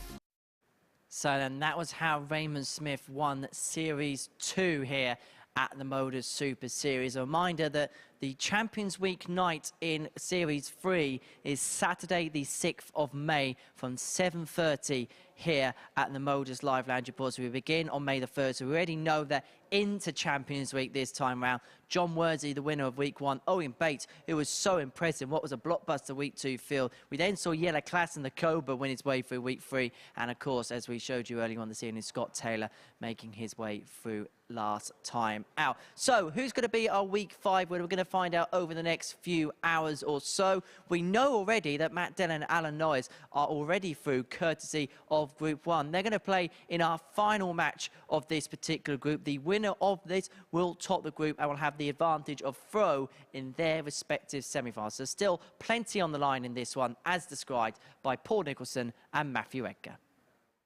Thanks, Henry. It was really good to see the climax of Super Series 2 once again. And I'm sure Raymond Smith is probably tuning in on the MODUS Super Series YouTube channel right now. If you are, Raymond, I hope you're well. I wonder who you've picked out to win tonight. Norris and Dennant will now go toe-to-toe to see who wins Group 1. And the winner of this game will have the darts and start in semi-final 1, live on Sporty Stuff TV and on the YouTube channel as well. And will go up against the runner-up in Group number 2. We'll find out who that is in the next match. Is it a bit of a relief for these players, Matt, knowing that they're already through? First leg is Alan to throw first. Game on. I think for Alan, it'll probably feel like a bit of a relief because he was happy to be here at this stage and he's looking at that progress. We spoke earlier on in the week when players drop off the tour and they've had the sort of levels that Alan Norris has had in the success, reached the Lakeside final, a quarter-finalist at the Alexandra Palace. And when you come off the tour and then you've got to start winning events such as challenge tours or going to Q School, you tend to find that it feels like you're moving backwards, or that even finding those levels of success doesn't feel like success. Getting through Q School and having something you had in the first place still feels like a step backwards. Well, I think because Alan Norris has had a bit of distance between himself and those 139. years, that he can see the progression in getting through to something like a Saturday night. Is there a benefit to being in Group 1 tonight? 140. Because if you're in this position Alan, now, you require 170. regardless of what happens, you have a game off. 96. And then you can pace yourself. Matt, you require 167. For semi-final 1 potentially. Oh, hang on a minute. Matthew Dennant. And the first leg, Matt Dennant. A 12-dart haymaker with a 167. The second one of those we've seen this week. And his biggest finish of the entire Week 5. Second leg, it's Matt to throw first. Game on. I love the reaction from Alan Norris. He was turning round about to approach the board. He obviously noticed that Matt Dennant was a long way back. And then when he heard game shot, he looked to the board to try and see what has actually just gone on. The point I was going to make was, in Group 1, you play 59. Game 5, and then there is a break for the end of the qualifying matches, because Group 2 play Game 6, and then Game 7 comes after that. 45. From a scheduling perspective, would you rather be in Group 1 or Group 2? I would rather be 61. Mike Warburton, because he plays halfway through the groups, he misses this game, he's back on, and then it's back to playing again. So what you're saying is you'd rather be someone who has their 60. schedule bunched up a little bit more, as opposed to the Group A winner who was always given this scenario on a Saturday of playing the first game, 46. Game 5, and there being bigger gaps between contests. Yeah, I prefer my games grouped together. But we've missed quite an important point there. That 167 from Matt Dennant is the first 100-plus checkout he has done this week. 64. Well, if you're going to get one, you might as well get the hardest one. I know it's up for debate, whether it's 161 or 167, but let's face it, we've been around 60. long enough, Matt. We can say this. They are the two hardest ones, right? In terms of numbers, you might think the 170 is the hardest one, but I 54. get the point that you get to stay on the same target. You're not going high, low, and then middle. Going back to strike it lucky again, aren't we? Top, middle, and bottom. 100. We do need the hot spot at the end. See, that would be a good sound effect if somebody hits the bull. Do you remember that sound effect? I do. Yeah. It sounded a bit like an old ambulance. 139. I've had sound Matt, effects you in require darts before when Peter 138. Wright used those really thin points. The doing. He's at it again. 126. Almost like buses. Alan, you require 78.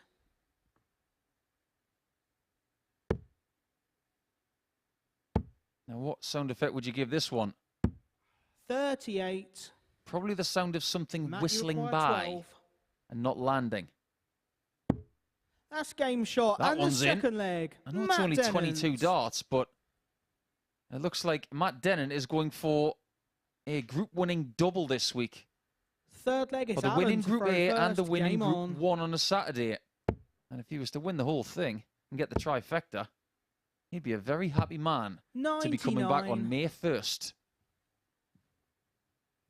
Like Henry said, mark in your calendars, it is May 6th for the Super 58. Series 3 finals night, where another £20,000 cheque will be handed to a player to join the honour roll of Conan Whitehead and Raymond Smith.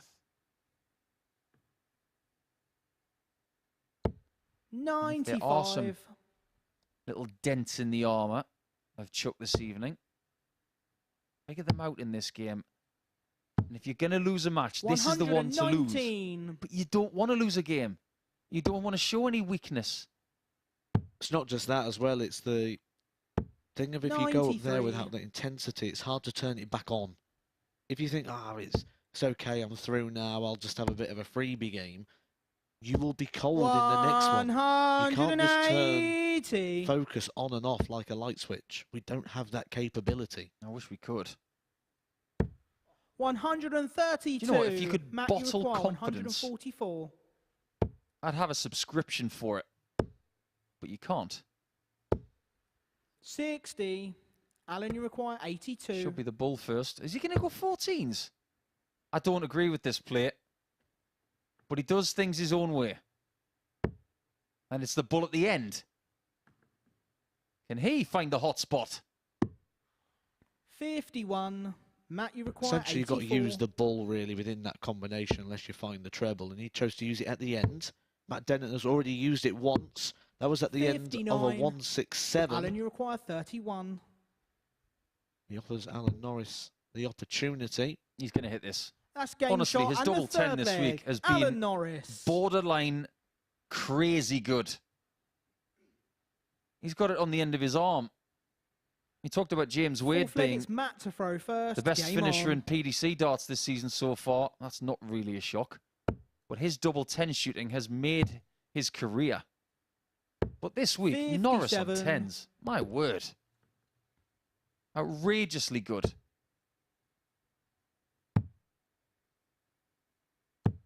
58. Just having to flick through those best finishers, and actually, there's a player in there we're very familiar with, a player who's had success down here on a 100. Saturday night not too long ago. Adam Warner? Adam Warner, number 17, 40.76%. If you're over 40% 140. on the PDC Pro Tour or here, you're doing pretty well. 140. And Norris is going south. 133. And leaving a 170, which is one of the finishes we haven't seen this week. So, if you wouldn't mind, Alan, Alan, you require 170. kindly oblige. Yes, Alan. 83. We expected more. Matt, you require 104. Chooses to stay on the 20s. A lot of players that like the double 16 Alan, will you start on the require 18s on 87. that combination. 4 18s for the double 16. But he's come off that single line. You can see by the reaction. When are these dart players going to get the message? We've seen it in multiple games this week. 72. Where Matt, you people require 48. have missed the single by going greedy on the skinny part. Double 8. And That's Dennant game finds shot the and top the bin fourth leg. for a Matt 3-1 Dennant. lead. Alan pays the price for getting greedy on the treble 20. And how often does that happen when you throw a dart Fifth off leg the is line Alan and to you throw miss the first. opportunity for the Game ball on. and you throw for it anyway and then you hit it? Just to rub a bit of salt into the wounds. 135. He's actually got the name of the pub that he plays for on his shirt. 140. I believe that's who he played for on Thursday in Super League. I'm sure a lot of those guys who are in his team are cheering him on this evening. He's not doing a bad job, everybody. But I'm going to pay him 100. as good a compliment as I could possibly pay him right now, in a funny sort of way. This week, and in most weeks, in fact, that we've 55. seen him here, we haven't seen anywhere near what he can do. That's a frightening prospect. 55.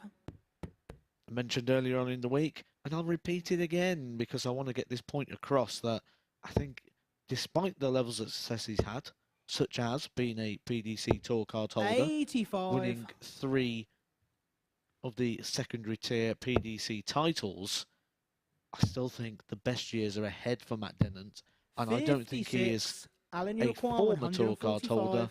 He is certainly a future one. And I think that future might be coming very soon.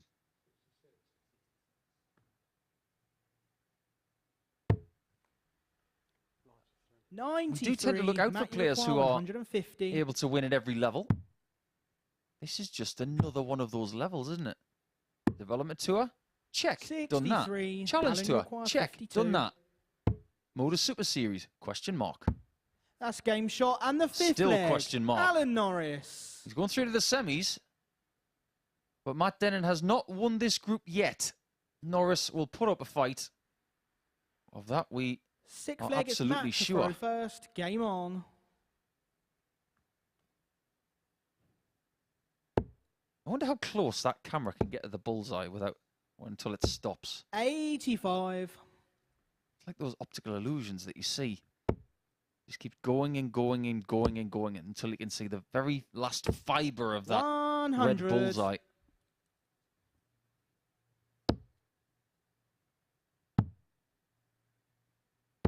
Just watch out for those 93. low darts for Dennant as well. Just under the treble 20, treble 19 bed. That can't continue. He must start finding this portion.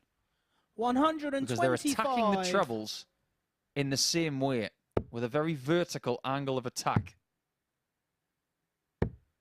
51. It happened again. When you see it happening once or twice, you've got to do something about 58. it. You can't expect it to just change. It happens again. And again. 58. That's 3 times now. He has this game to figure it out. You can tell it's probably not the ideal shot for Matt 58. Dennant due to the angle of entry of the dart. The angle of entry of the dart for Matt Dennant is sitting up slightly in the board, which will block sections of the bed, which is why he's had to move down on that 62. situation. Alan, you Because the require dart come underneath the 160. wire, block the bed with the flight, and he has to move down to the 19s to try and get some power trebles down at the bottom of the board. 100. That second dart Matt, from you Norris require 152. was surgical. Really, really good shot. And when that double 8 was 60. hit by Dennant in leg 4, Alan, you require 60. we feared that Norris would be swept aside. That's But he's game very shot much and the alive sixth leg. Alan because his Norris. doubles, again, have been really, really good in this contest. 60% for him, 50% for Dennant. And now a Seventh and one-leg final shootout leg for is the very Alan to first throw time tonight. first. Game on. He was the best finisher of the week. 50% coming into tonight. You said it had to go down. 83. Well, actually, so far tonight, he has thrown 14 darts at the double. He's hit 7. So tonight he's averaging 50%, which means still for the week, Alan Norris is checking out at 50%. 45. He's having a supermarket sweep week. I'm not going to sing the jingle. 140. Well, this is better from Dennant. I always said that Matt should... And I think it's... 55. Is it Alice Cooper he walks out to? School's Out. I think that's his walk-on song. 43. It is. School's Out for Summer by Alice Cooper. Maybe you should walk out to the Jaws theme music. Dennant. Dennant. 58. Dennant, Dennant, Dennant. Doesn't matter. I like it. I do. I like it more than I thought I would. It's a good chant for him. Yeah. 90. Like it. It's got very, Michael Van Gerwen vibe. That one's for free, Matt. If I give you any more advice, the invoice is in the mail. 45. Matt, you require 88. Two little snowmen between you and winning another group this week. Double 4. 80. You saw the wire move. It was clever play as well not to chase down the bullseye. Nothing Norris can do from here.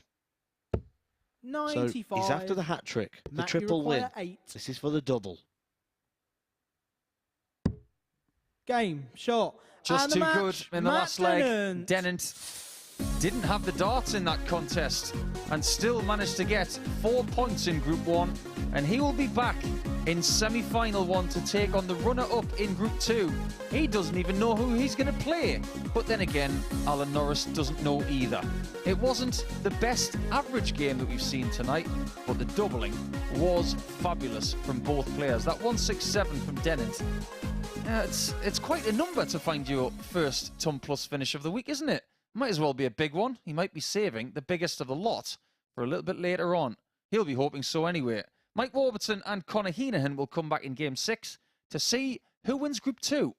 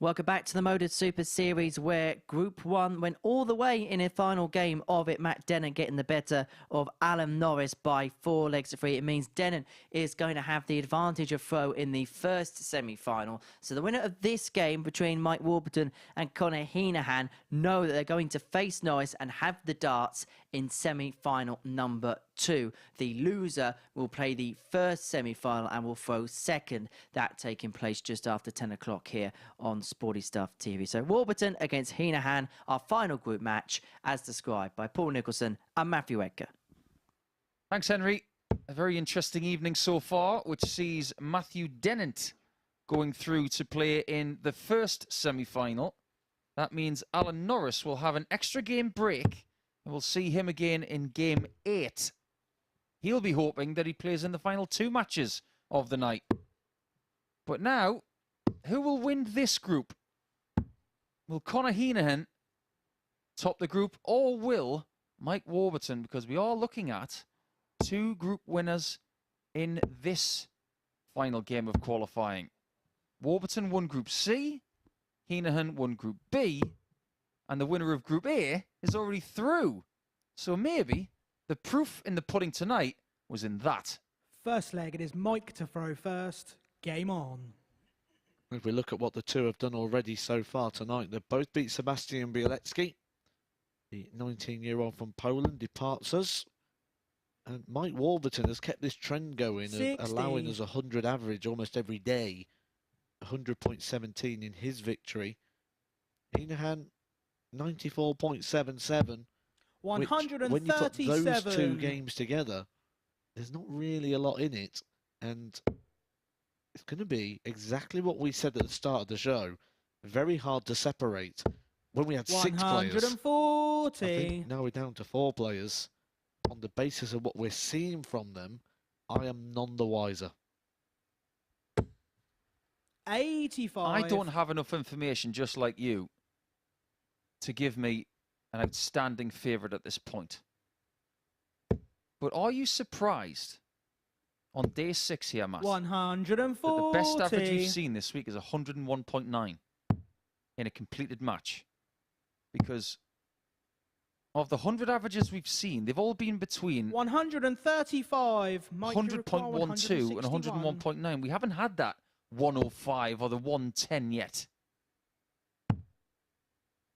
Nobody's hit a personal best average this week. Conor, you require, but it's been a lot of the good stuff as opposed to the great stuff. Well, this is pretty great. 132. Although we did see a pretty great thing on Thursday, didn't we? The very greatest of things, the 9-dart leg. That's game shot and the first leg. 13-dart leg there from Mike Warburton, which will give you the sort of numbers you were just asking for. Well, that's his personal best average. Conor to throw first. Game on. In his career here at the MODUS Super Series, 115.62, the equivalent of a 13-darter. 30. And I remember that game vividly. I was sitting in the chair wondering what he was going to finish on. He missed doubles in the last leg. He could have been the man who broke 120. But he messed around on a couple of doubles in the last leg and had to just accept a 115-plus 60. average. I'm sure he was gutted with it. We mentioned that we couldn't separate these. Maybe someone could. 100. You shown the betting slide at the start of the night with the odds. I've just gone back to that and had a look again. The top 3 in the betting odds are market for the outright for this tournament, for this week. Matt Dennant, Conor Heneghan, Mike Warburton. 3 of the 4 semi-finalists. They don't get much 60. wrong. If you are choosing to have a late night flutter, please remember it's for over 18s only. 59. BeGambleAware.org is the website you need for all of the information, and please gamble responsibly. If you are wondering, on the 4th player, that was Alan Norris, who was the biggest outsider of them all. But installed 8 to 1. He was 8 to 1. He's still in, you know. 140. He's lost a Mike, match. you require 61. But if somebody's had a go on him tonight, they'll be thinking, I think he can do it. Warburton is looking for another 5-visit leg here. He's looking at 4s. 53. And what happened between dart 2 and 3 there, Matt? 112. Did he just lose a bit of concentration and just needed to reset the machine? It's going to be tops for Conor Heneghan. 72. Mike, you require 8.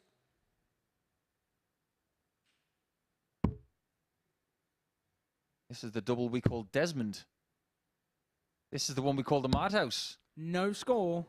The only thing mad is Mike. Conor, you require 40. This is the one we've called Conor Heneghan's favourite all week. That's game shot. That's and the why. second leg. Conor Heneghan. And when we look at that Alan Norris play, the biggest outsider, and I'm looking at what he's produced so far tonight, Third leg, it's Mike to throw first. Game on. he's going to have to find something in that semi-final because Alan Norris didn't win the group, which means he'll play the winner of this match. 137. Does he have a preference? Alan has played Conor this week. He hasn't played Mike. I don't think he'll have a preference in who he plays, 59. as long as he plays like the Alan Norris we've seen Thursday and Friday. So far this evening, we've not seen the Alan Norris. Yes, he beat Reece Robinson. That was a 78 average. And he lost to Matt Dennant with an 83. That puts him around about a low 81. Well, Alan has got very recent history with Conor. Twofold, really, because he was the opponent of Heneghan when he hit the 9-darter on Thursday. And then in the reverse fixture yesterday, Alan got his best average of the week of 99.88. 100. So it's twofold, whether you think he is the better opponent for him. But sneakily, I think Alan would say he doesn't care. 54. Mike, you require I don't think there's that much 164. difference between Conor Heneghan and Mike Warburton that you could take a preference over one or the other. They're even wearing the same colour.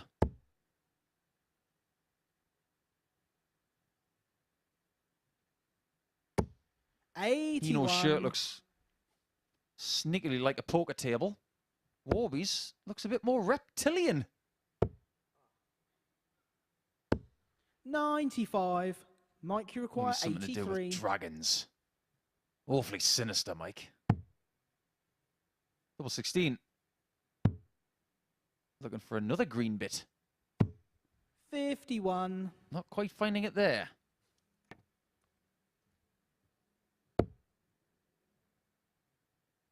You need to find it there, though, because Conor Heneghan are way back. 99. So it's all green at the moment. Mike, you require 2 green 32. shirts and a green double. That's game shot. And the Oh, it's third green leg. as gold. Mike Warburton. 2-1 lead for Warby. Retains the throw and is marginally the favourite to win this group. Fourth leg, it's Conor to throw He's first. the man who's played game more on. games this week than anybody else. 180. Well, you and I have just looked at each other in this commentary box and said, do you know what? If anyone's going to get another one this week, it's going to be Conor because he's got the only 60. one. But he has this inordinate capability of trying to predict things. When he hit the 9-darter on Thursday, he said, you know what, I 49. might get another one. He is also chasing down a 170 finish. I remember a period of time when Michael van Gerwen went through that, didn't he? Where he's always trying to leave a 170 finish. Conor Heneghan 60. is going down that same sort of road. I would not be surprised to see him leave one in this game if the opportunity arises. Another thing that Michael van Gerwen used to do was get 9-darters different ways. 180. He didn't like getting them 180, 180, 141. That was boring for him. He thought, okay, we'll do the 144 at the end, the 147, 99. the Conor, you 150. require 92. No one's done the 9-darter with the 170 at the end yet. 52. I'm just laying down the gauntlet for anybody who wants to try it. The tricky thing is you've got to have 2 finishes in there, really. Because you've got to go 180, 151. 60. Conor, you require 40. 170 out.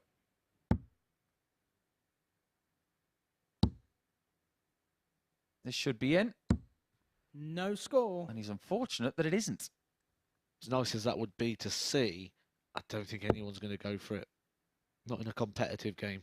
Okay, I'm going to give you a question for the next leg. And it is, 58. What's the weirdest one you've seen? Conor, you require 40. Still double top for Conor. Someone's put the 20. goalkeeper in at tops. Mike, you require 164. If Warburton hits this for another 164 this week, it would have been like a Roberto Carlos free kick from around the wall. We're just saying how much Conor Heneghan loves tops. 89. Missed Conor, you require 6 20. darts at it. If you tend to like tops, you like 10s and 5s, that's the breakdown of your favourite. That is sat lovely for Conor Heneghan. Game shot and the 4th leg. Conor Heneghan. Mike Warburton, probably not as expectant. He's probably quite hoping he'd miss that because you never know how that'll lag through the night. 5th leg, it's Mike to throw first. Goes Game on a trail of missing 9 clean darts at a double and then gets the pocket picked. Come on then, weirdest 9-dart you've ever seen or heard of. For me, the one I've seen 180. was at a place called the Cherry Tree in Coventry. Don't talk about cherries today to Liverpool fans. 100. I believe it was an event called the Coventry Open. And it was hit by a guy at the time known as The Butcher. Later to be renamed The Undertaker. 140. Nigel Hayden from Leamington Spa. Played in the World Championships on both codes. Hit the 2 180s. And then went treble 17 ball tops. Nice. You know you've made it in darts when a certain way of hitting a 9-darter gets your name on it. 105. Dolan, getting the first double start one over 10 years ago. But what about going 174, 174, 153, 60. and doing it twice? Mike, you require 76. Richie Edhouse. They now call that route for a 9-darter the Edhouse. I call this a shot at tops. 56. We're seeing a lot of legs dominated here. Warburton at the double. Heneghan way back. Heneghan at the double. Warburton way back. 100. This is like sparring. Mike, you require 20. Somebody's just circling the ring, waiting for their chance to pounce. 15. And can Heneghan pounce? Conor, you require 110. Well, that scuppers that. 46. Mike, you require 5. Back to Desmond. Good old Game Desmond. shot and the 5th leg. 2 Mike 2s. Warburton. Get you to 3-2 up. I always find it a bit of a strange play when people come away from the treble 20 on a shot like a 110 because 6th leg, it's you Conor can to have throw 2 darts first. at Game the treble on. 20. The target you've literally been throwing at for about 98% of the match. So what you're saying, Matt, is that some people 97. become too creative and they go hunting for a shot that doesn't make as much sense as staying quite traditional. 125. I think there's a few routes we could say that with Reece Robinson, who kept going for the bull and 25 on pretty much every single shot. 60. And he did get found out eventually. An early exit for Reece Robinson tonight. Losing early to Dennant and then to Norris by 4-0 in game 3. 100. He did treat us though, didn't he, earlier in the week? Bull, 18 bull. Possibly my favourite 58. finish I have ever sat here and watched. In that case, it's over to all of the dart players that come to this hockey when Matt is in the chair. You're going to have to better the 118 of Reece Robinson. 140. I don't think anything will ever top that 3 bullseye shot by Simon Whitlock. I was sitting next to Jacques Newlat, a good friend of mine from the Netherlands. 100. And we were just Mike, you in require hog heaven 136. when that went in. You just never thought you would ever see it. It was finish of the year last year by a mile. That would have been Mike's second 136 of the week had he hit it. But he is going to get a match start at tops. Finally, someone has played much better against the darts. 60. Mike, you require 40. This is to win Group 2. Game. And Group 2 he does win. And a match. Which means Mike he gets Warburton. a game off. And he will get the game against Alan Norris. As for Conor Heneghan, he's now going to take on Matthew Dennant in the next match. And it won't be too long from now. He might have around about 15 or so minutes before that first game in the semi-finals. Warburton with a very strong display this evening. He did average over 100 in his first game and over 92 in that second one. So he could be finding form this week at just the right time. We'll take a break now, and when we come back, it's semi-finals time.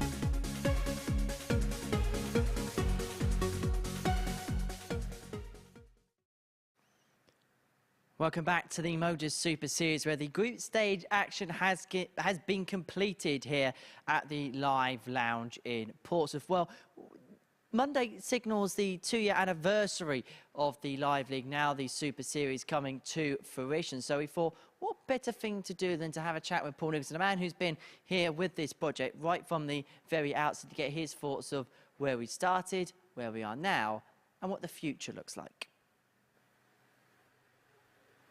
Well, here we are at the Live Lounge in Portsmouth. Paul Nicholson here alongside me. It's the 2-year anniversary of the MODUS Super Series. Could you imagine when we started this project we'd be where we are now?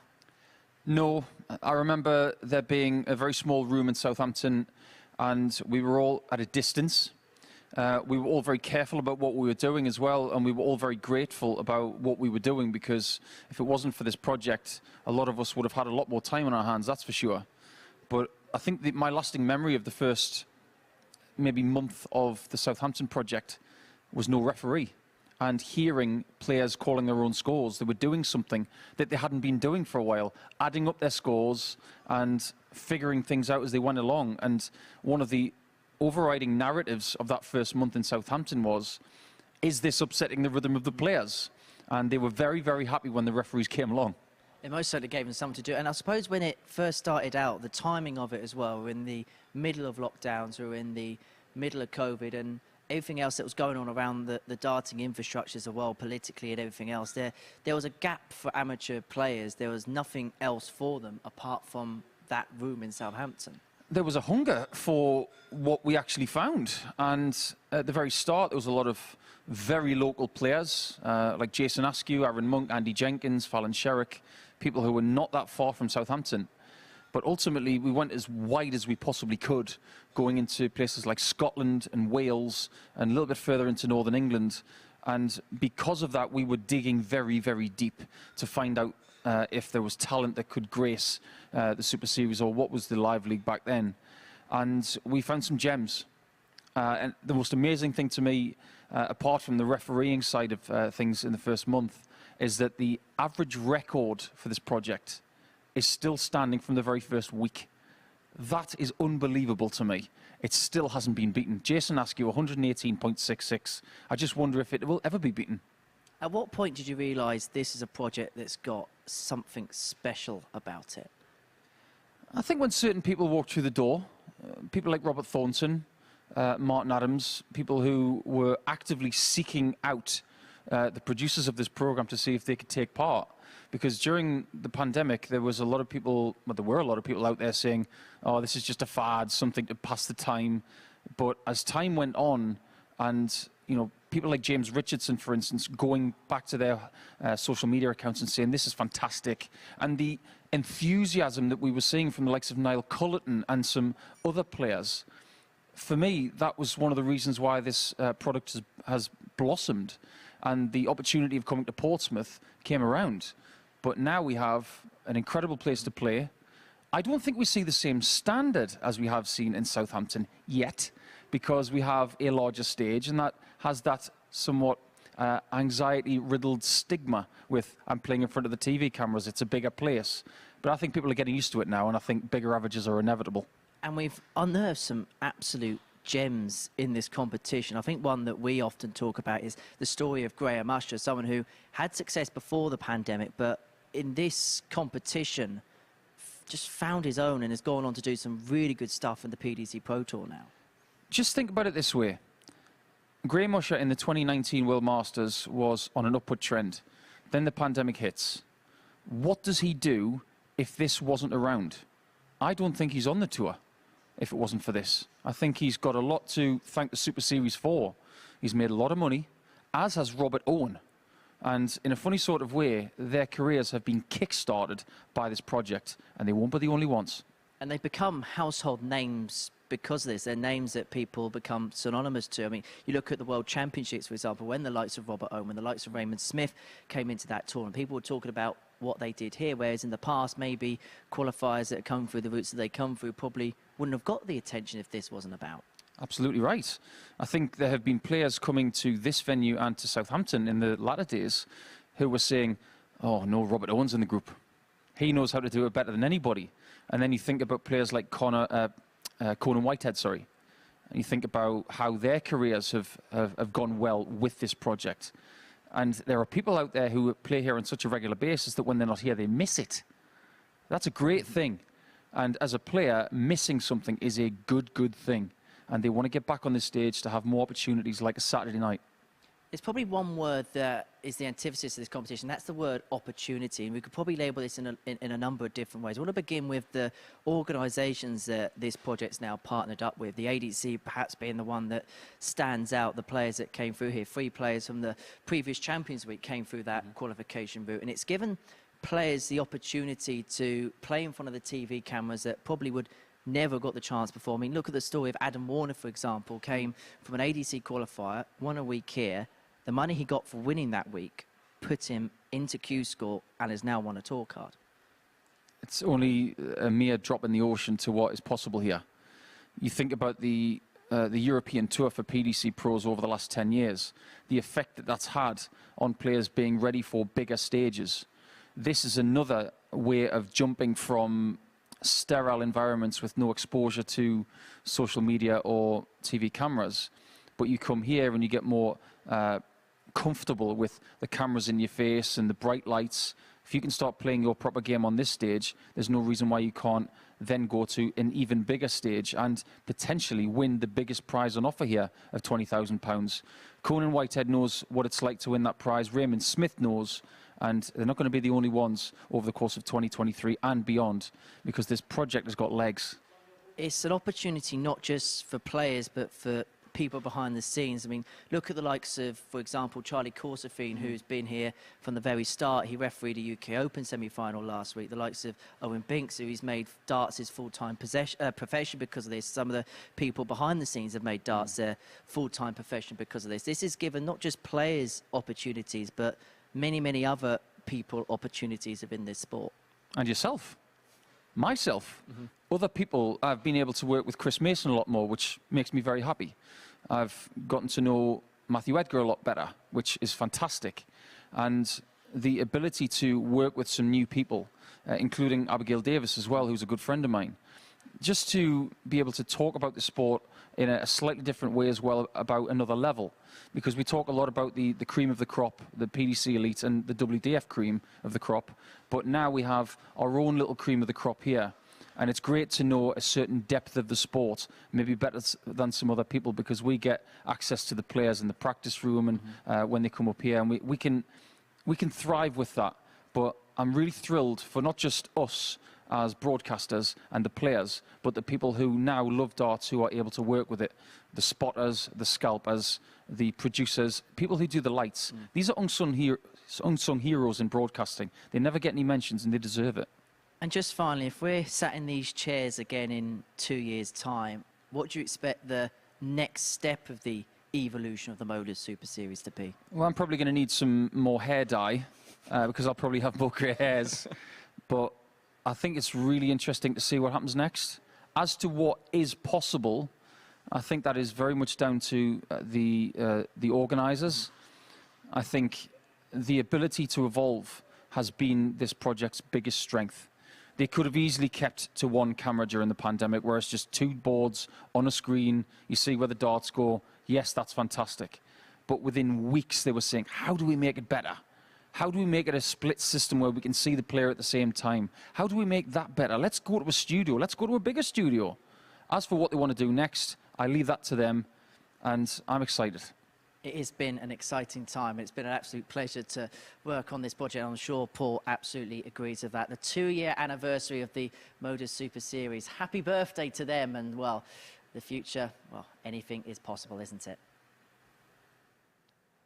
So Paul Nicholson's reflections on 2 years of the MODUS Super Series. He's going to be joining me up on the balcony very shortly to look ahead to the semi-finals action at the MODUS Super Series for week 5. I hope you can join us on the other side of this short break.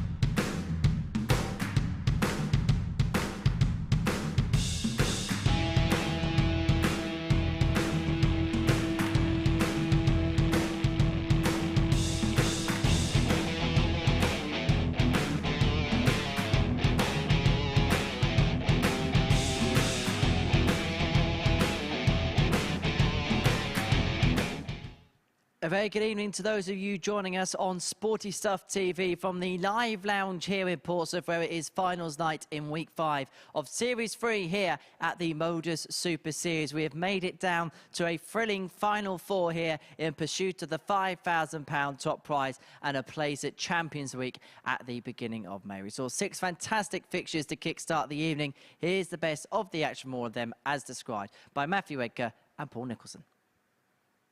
Double 16. 35. This is what I'm talking about. Matt, if he gets the require 60 96. and clicks the double 18, it will have an effect on the rest of the night. How about the 60 and clip the double 8. He might be tempted for double here because I don't think he likes the line. There's a double 18 That's you mentioned, shot, and he follows leg. it with Matt the tops. Dennant. He said he wants to get those doubles early. How about 2? I don't think there is a better confidence booster for Dennant than that right there. 16. That could be costly. He's had Reece so require 80. many chances so far. He's had 11 darts at a double in this match. Robinson's only had 3. What's going to happen with his 4th?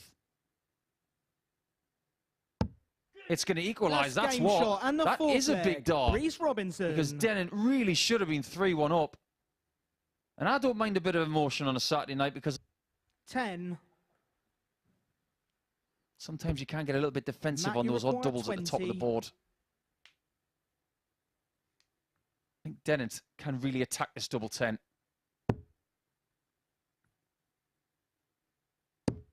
He That's does game, attack it with dart shot, 2 and the gets a match, really good Matt start. Dennant. 4th has won 4 of them. And he's That's also won game the first shot, leg and of the this. first leg. So Conor maybe Heneghan. he just has Sebastian's number. If there's ever going to be a week that gives us a 9-dart shootout, this will be the one. 95. Sebastian, you require 46. Options. Chooses to go for the 14 for the double 16. That's game shot, and the second leg. Sebastian Finds it Bialecki. successfully. You might see down your local people looking at the 10 and the 6 because it's 2 numbers that are next to each other. But Conor, you require 66. a huge treble 20 with the last dart leaves him on a possible 2-darter or a single for his preferred double top. That's game shot, and the 5th leg. Conor Heneghan. Conor, you require 25. To lead Group 2. Game He does so. shot, and the match. In a lot of people's Conor eyes, Heneghan. Conor Heneghan is the favourite to win tonight. Well, Robinson likes to start on the bullseye on Alan, a you lot of require shots, but 116. 1, 2, 3. Jury's out on that one. And That's the leg game is shot, over and the because first the leg. man who is the Alan best at doubling Norris. this week now improves his percentage. Alan Norris looks like he's just a couple of legs away from booking his place That's game through. shot, and the third leg. Make it 1. Alan Norris. And he will have the throw in this next one, Reece. For Reece this evening. And he is possibly 2 darts away from the exit. Double 10. Game. Brilliant shot, from Norris. And the match. He's Alan through. Norris. And he has done so with a game to spare. The most games this week as well. He's played 25. That's game shot, Ideal and start the for the first pool leg. with a 14 Sebastian darter. Bialecki. And Warburton already knows that he's got a game on his hands. Is not typical of someone his age. Warburton is a bit more seasoned. He's at an experience level and an 140. age where he wants to drive on now. No pun intended, because he's actually a very good golfer. 43. Mike, you require 61. What are you going to say? He's got a van or something then when you said, no pun intended, That's after the game driving shot, and on. the second leg. But Mike just Warburton. like the last game, the doubles, which control of this match. 64. He still has. But he has to Mike, you negotiate require 9. a bit of a hurdle shot. Single 1. Hurdle the 18 to the 4. That's game shot, and the 4th Masterfully leg. Mike done. Warburton. 8. Mike, you require 41. And he's going to make Sebastian pay for not being at his optimum level tonight. Because Game, that's that. Shot, and the match. What a performance from Mike Warburton. Warburton. That is his second best performance of the entire week. Sebastian will be very disappointed 67. for semi-final 1 potentially. Oh, hang on a minute. Matthew Game shot, Dennant. and the first leg. Matt Dennant. A 12-dart haymaker with a 167. The second one of those we've seen this week. And his biggest finish of the entire week 5. Really within that combination, unless you find the treble. And he chose to use it at the end. Matt Dennant has already used it once. That was at the end of a 167. Alan, you require 31. He offers Alan Norris the opportunity. He's going to hit this. That's game Honestly, shot. his and double the 10 third this leg. week has Alan been Norris. borderline crazy good. The Matt, triple you win. require 8. This is for the double. Game shot. Just and the too match, good in the Matt last leg. Dennant. Dennant didn't have the darts in that contest and still managed to get 4 points in Group 1. This is the double we call Desmond.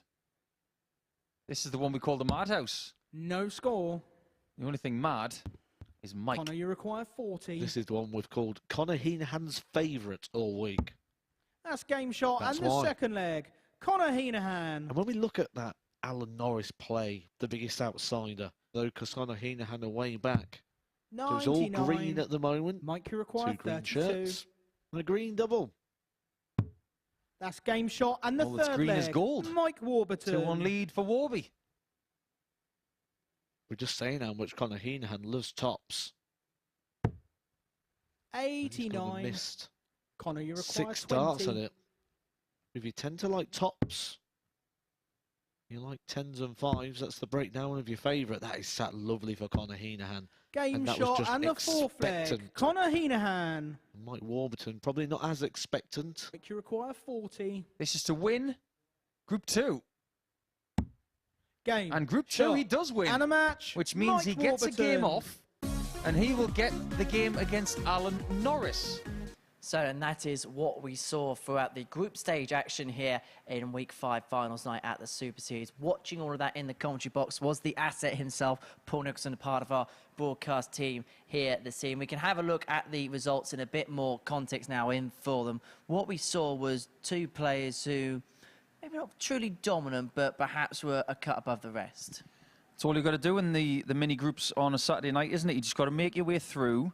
And there have been some definitive highlights tonight, especially from Matt Dennant. I think the way he's been able to keep things going in a more local sense to him over the last couple of days, I think is definitely evident from some of the things he's done tonight. But I'm just going to say again what I said in commentary. We haven't seen anywhere close to what he can do yet, but he's still winning groups. And he's mentioned that as well in interviews here, but he said he went back home on Thursday. He played some local league, and maybe just something like that is just giving him that extra little boost going into tonight. Potentially, but I think what's important is that on Thursday and Friday, he doesn't need to do what he did on Monday, Tuesday, Wednesday. Playing 5 matches can be quite tiring. Maybe all you need on a Thursday and a Friday, if you win Group A, is just 1 or 2 matches just to keep your eye in and give yourself a little bit of freshness, but you've got to throw something. He's obviously done the right amount, but now it's time to find that best stuff of the week, because now it's paycheck time. Exactly that. Well, these are how the groups ended up then in the end. The top 2 players going through. The player who wins the group has the advantage of throw when it comes to their respective semi-finals. So that's what Matt Dennant's going to have in his semi-final against Conor Heneghan, and then later on Mike Warburton is going to have against Alan Norris. What did you make of Group 2 and in particular the campaign of Mike Warburton? Yeah, that was a really good group, wasn't it? I think there were a lot of similarities between the 3 players over the course of the week. And Sebastian Bialecki of Poland can really find himself a little bit unlucky because he was put in that really stacked group. But ultimately, small mistakes cost him big. But Warburton, for me, looked maybe the best I've seen him all week, which is quite the compliment considering this is his 6th straight day. Well, this is how the semi-final lineup looks. Then these are the 4 players left in the equation to win the £5,000 top prize. We will kick off with the battle between Matt Dennant and Conor Heneghan, a game which could really have graced any final. Yeah, absolutely. I mean, if you think about the 3 of the 4 players, they were involved in Group A. They've had long weeks. They want it to mean something. As far as Alan Norris is concerned, he's going for a smash and grab job, and he wants to be the person who tells the bookmakers 8-1. You must be kidding. Is there something in the water with Alan Norris this week? If there is, he wants to drink from that glass for a little bit longer, because I think we might be seeing him rising from the ashes. Well, semi-final number 1 sees Matt Dennant in action against Conor Heneghan. We are 3 games away from finding out who the Week 5 champion is going to be. It is all going to be described in the company of this man here, Paul Nicholson, who is alongside Matthew Edgar in the commentary box. Evening, Matt. Evening, Henry. Evening, everyone joining us tonight on Sporty Stuff TV for the semi-finals. And we've already had our group stages, which you saw that extensive highlight package of. Conor Heneghan, average-wise, the better of the two here, an 89.04 in his 2 victories. He kicked off his night very well, a 94.77, 4-2 victory over Sebastian Bialecki. Matt Dennant, slightly less. The winner of Group A, averaged 83.74.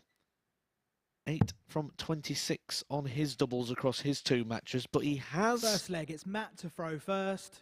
Game on. He has gone over the line now and got that first big finish on the board. He went through his whole Group A campaign, topping the table without a tonpless finish. He now has 39. one of them. And it is one of the biggest ones you can get on the dartboard. The 167, he took that out against Alan Norris when he beat him 4-3 earlier on this evening. 59. But it is now knockout darts. You have a little bit of leeway early on in the day with your mini groups. 140. But now it's lose and you go home. Win and the prize money takes quite sizable jumps. I'm sure you like a game show too, Matt. 180. And in some game shows, you get rounds called double money. 95. Welcome to double money. And it's not just once, but twice. Win this, double your money. Win the next game, double your money again. 54. I wish there were more days like that when you could just double your money. 57. My brother said to me once, Connor's last in the score was 54. infancy of my darts career, he said, in what vocation could you potentially triple your earnings in one day or even more than that? And it was such an accurate statement. Most people go to work, they know exactly what they're going to earn that day. These guys had absolutely no idea. They could have walked away with £375. It could be £5,000. Imagine the ability to increase your earnings more than tenfold in an evening. That's what sport can do. 100. It's one of Matt, the you things that require attracts 170. people to games like this as well. This is the only shot that Matt Dennant could have done that would be better than his one and only 60. finish over Connor, you 100. require 108. This is a situation where I like the 19 shot. 4 19s, we left the double 16. It's all in that area at the bottom end of the board. I personally like it, 110. but for Heneghan, I'm not sure. That's a great second dart. 80. I'm not sure where the first Connor, one you was require going. 58. It was well high. Things are a bit nervy, but it's tops for Heno. 38. It doesn't come to his rescue this time. Matt, you require 30. I'll reference what I think about 108 in a second. I'm just going to wait to see if the scholar can mark his book. The double 15 That's and a wonderful shot with dart 3. Leg. Matt Dennant. That expression is something you don't see from Matt Dennant every day. One of relief and might have got a little bit of an assist on the way through. Game on. But 108 has got a lot of different routes. If you're Reece Robinson, you're probably going 83. bull 8 bull. Heneghan loves tops. Why doesn't he go 17s? Single, treble, double top. 54. Can also get to tops as well by staying on the treble 20. The treble 20 for the 8 for tops.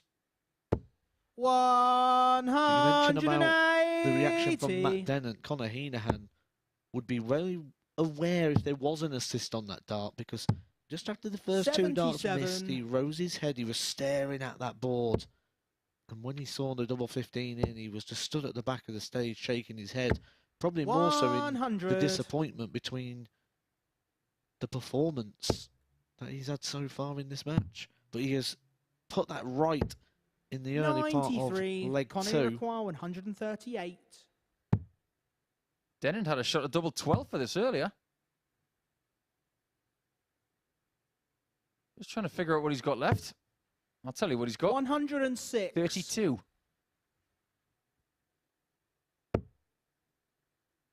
We've had one game tonight that's gone 4-3. Why do I get the feeling it won't be the only Conor, you one? require 32. Game I shot wouldn't and be the surprised second leg. Conor if all the Heneghan. remaining games go 4-3. We've said about how level this group is, but we do have a little bit of a gap in our next game. Third leg, it's Matt to throw first. Mike Game Warburton, on. he said upstairs on the balcony you've been impressed with him. I will give you the stats during that next game, but there is a sizable advantage in the favour of Mike 140. Warburton and what we've seen so far tonight. Maybe the extra urgency for these players in knockout darts will yield more scores like that. All of a sudden, things are going a little bit crackers. 180. Somebody pass the cheese.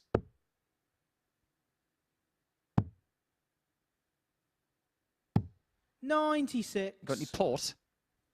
Cheese, crackers and port for a Saturday night and a bit of darts. Sounds lovely to me. Oh, Matthew. 136. He was almost on a 10. He said in his interview at the start of the day that he felt at times he got a bit fortunate. It was a bit scrappy. Matt, you require 45. This game was a little bit scrappy for Matt Dennant until now. 13. Conor, you require 91. Can Conor make him pay for those misses? Is he staying down there? It was the right player. It was the right thing to do. It just didn't Matt, pay you off. require 32. And Dennant can't miss twice. That's And he game doesn't. shot and the third leg. Matt Dennant. Going back to that interview, he said he was a bit scrappy. And he said he needs to put that right. Well, he was a bit scrappy in the Fourth leg, first it's two Conor legs, to and he throw puts it first. right with a Game on. 14 dart leg. That's interesting. I don't know whether you caught that. 135. When he was at the table, he gave it the full silent, come on. He's going for this. 59. He's not noted as someone who gives it large or vocalizes any of his emotions. He keeps everything in check. But don't think, 125. just because he's like that he doesn't feel like that internally. 99. This would rank highly in the career of Matt Dennant if he won tonight. He's won at some decent levels before. 81. Not for a while. 2021 was the last time he picked up a big title. 96. Which, Conor, you require 160. from the month that he got it, nearly 2 years now. Just more proof that dart players lose more than they win, which makes the wins even sweeter. He's pacing round at the back of the stage. 65. He wants to get on with this. Not one of these players that you'd put down as being a relatively quick player. 96. But Conor, there's you a require sense of 95. urgency about his game at the moment. Triple 16 leaves tops.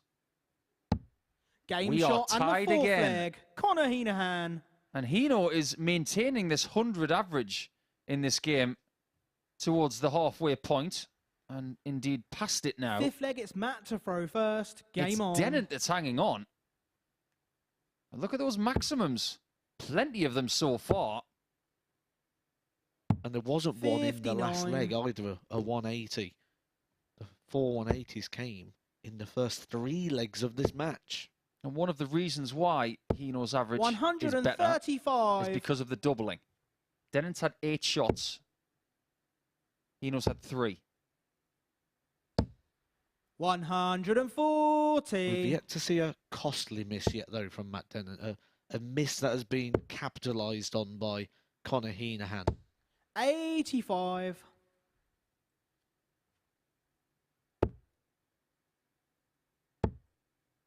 Needs a red. 45. Things are breaking down just a little bit. He needs more legs. Like the one from 2 legs ago. He needs the scoring like that just to try and keep 44. Heneghan at bay. By winning the darts, you must take advantage of throwing first. And 60. in this spot, Heneghan could find himself at the double first. Before that shot, he was at the back of the stage gesturing with his hand. 140. And then he approached the hockey so fast that he was actually stood there waiting for Conor Heneghan to move out of the way. I'm with you. I think 57. Coming out of Conor, a you bit of require character 97. I don't think he's going double-double this time. When your opponent is on something 57. like 140, something large, Matt, you don't require go double-double. 140. Do the sensible play, which he did. And because he did, 60. he now gets 3 clean darts at a double that Conor, he you require prefers. 40. That's game shot and the 5th leg. Big move Conor from Heneghan. Heneghan. Now Dennant needs 2 straight, otherwise it will be elimination for the Group A winner in the final 4. 6th leg, it's Conor to throw first. Game on. I think he's got to recompose first. I think he's losing a little bit of composure. He just needs to reset himself.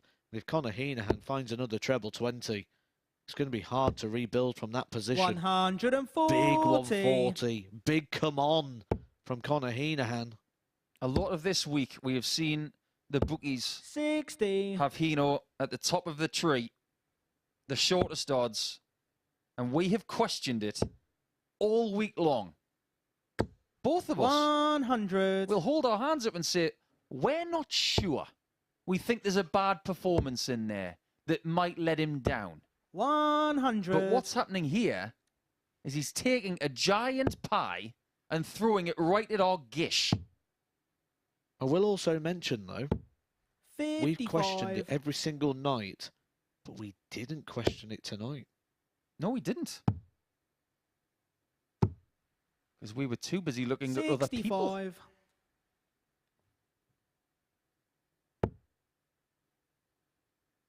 He looks full of beans tonight. 121. Even with a slip dart there into the 1, he's still in the box seat for tonight's final. And Dennant is starting to shake the head. He has been the favourite for most of the week, but not tonight. That was Conor, Matt you require Dennant. 85. Conor Heneghan is 85 points away from taking the favourite out.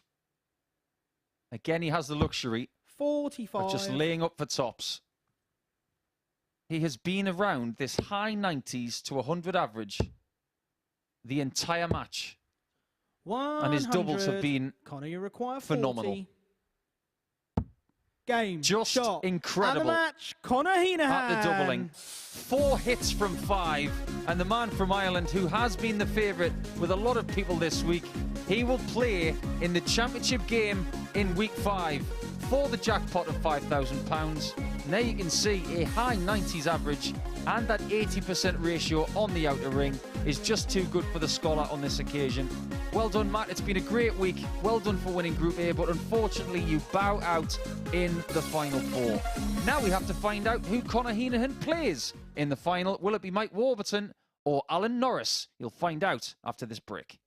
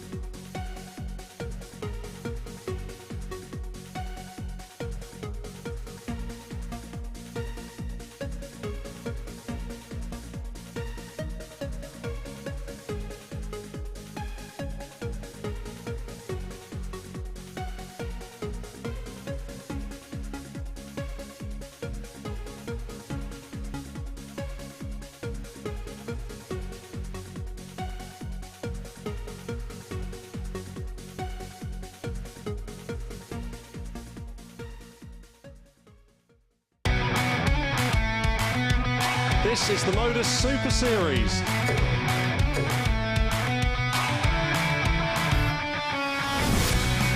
$182.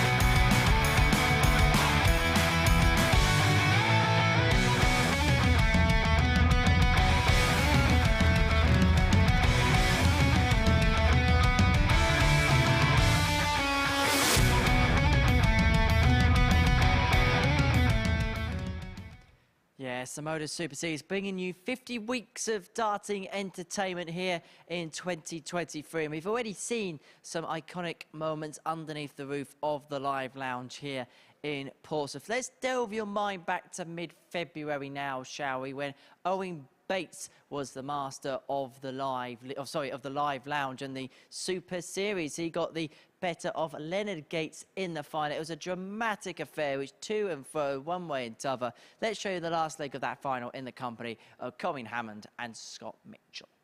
This has been of a great standard so far. First, and we have the very best of order, please. Game on.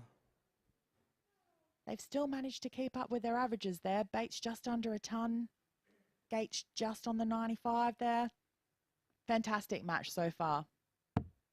Until the semi-finals, that's pretty much been Leonard Gates's 140. Average. Great start there from Leonard Gates.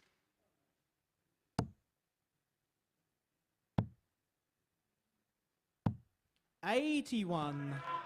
Not the start Bates was looking for, but good recovery on that last start, finding the 57.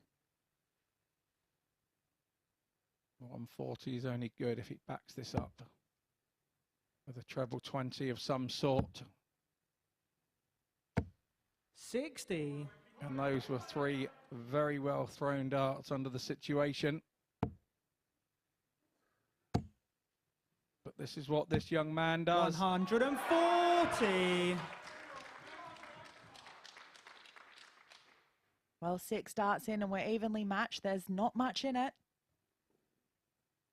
2 treble visit here from Bates is going to see him leave himself a finish.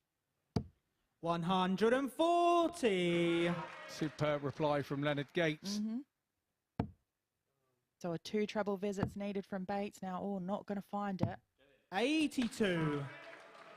Leonard, you require 161. Disappointed in himself there. So Gates doesn't need to go the bull route on this 161. He can just use this throw to set it up. 97. Good darts there from Gates. He should get one dart at double from here, Gates, no matter what Owen Bates does. 174. That's fantastic darts from Bates to put the pressure on him here. Leonard, you require 64.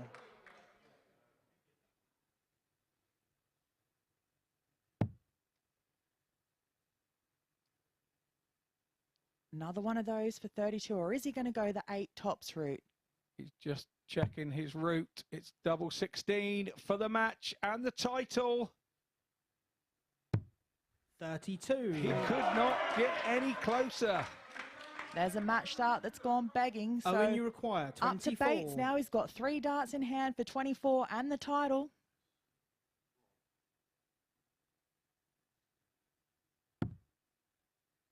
Lovely marker.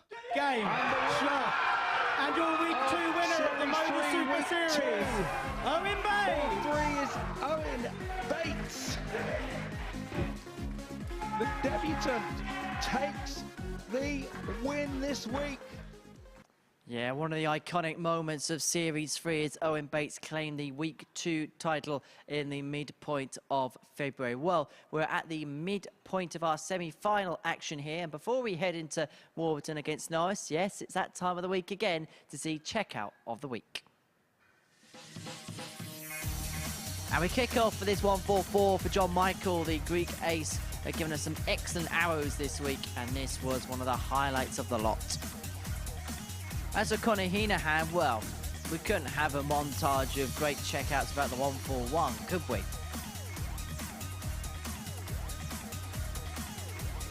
Alan Norris, so the opponent in that game, has some seismic checkouts of his own. He took out this 1-4-8 against Jamie Kelly. That to save a match, this to win the match for Mike Warburton, this 1-3-5 finish against Mike.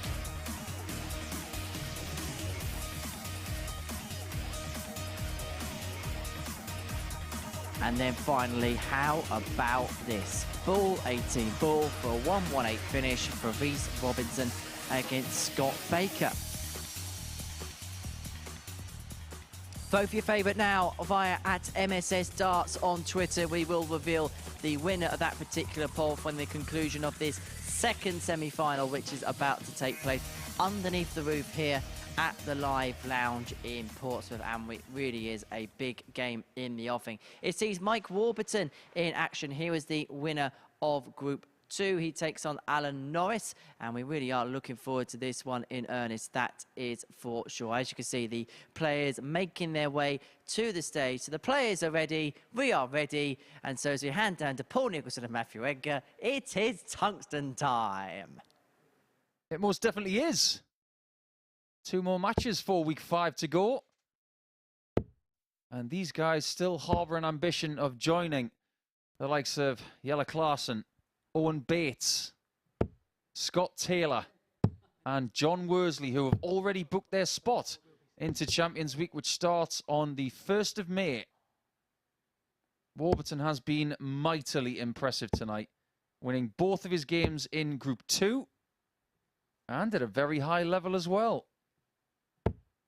But having Alan Norris in his way, I just wonder how much of a hurdle that will be. Warburton is the only person coming into tonight who had the opportunity of doing his Super Series double. Had wins in Southampton. Now he has a better chance of getting his first win in Portsmouth.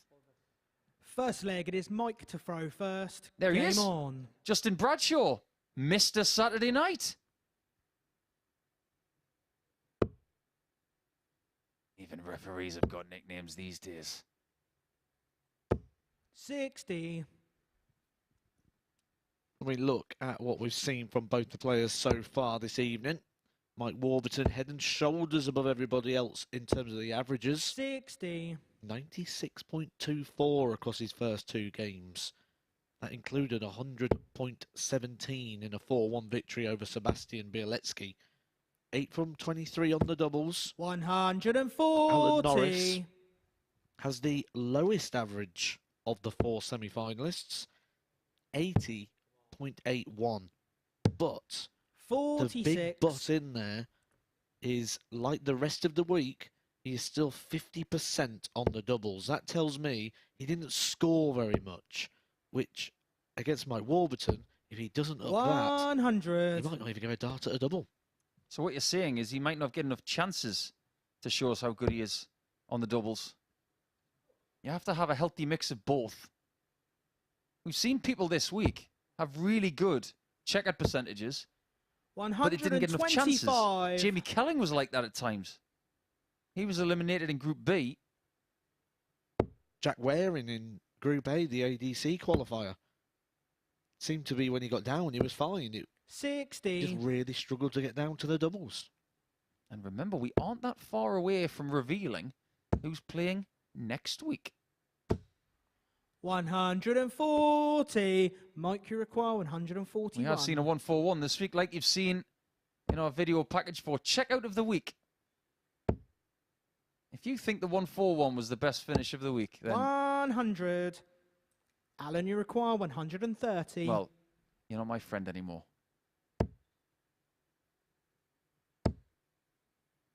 Double 5. 120. Mike, you require 41. I personally go for the 118. I think Matthew Edgar's with me. Ooh, that was a fortunate 9. That's game shot and But that the is a first very leg. good start Mike from Warburton. I am 100% with Paul Nicholson. The Second leg checkout is of the Alan week to throw is first. ball Game on. 18 bull. You think it's checkout of the year, don't you? checkout of the decade at the minute. 100. You think it's better than Whitlock's 3 bulls last year? Or are you saying check out maybe here? I think it's the best checkout we've ever seen here. 140. It was cheeky with a dose of brilliance. We're going to have to start digging into the archives to see 97. what crazy checkouts we've had in both venues. How about that? I think that's a video package I can't wait to watch. I look forward to it. Warburton really is on it tonight, isn't he? 140. He looks energized. I worried that he'd be tired tonight because in previous Saturday night campaigns in the past, 59. I've seen him on Saturday night looking flat, but I'm not getting that tonight. He's got a focus, and we mentioned this throughout the week, the focus and the determination all over his face. 3 140s in this leg as he's chasing down the breaker throw, and it does bring me to the point you made earlier where if he wasn't here, he'd be in the Isle of Man at that WDF ranking tournament. Sometimes when you've got options and you take your option, you've got to make the most of it because you don't want to feel like you should have been in the other place. Doesn't need to go 12 yet. Everything is working out lovely. And with that 12-dart break, and the second leg, everything is in his lap.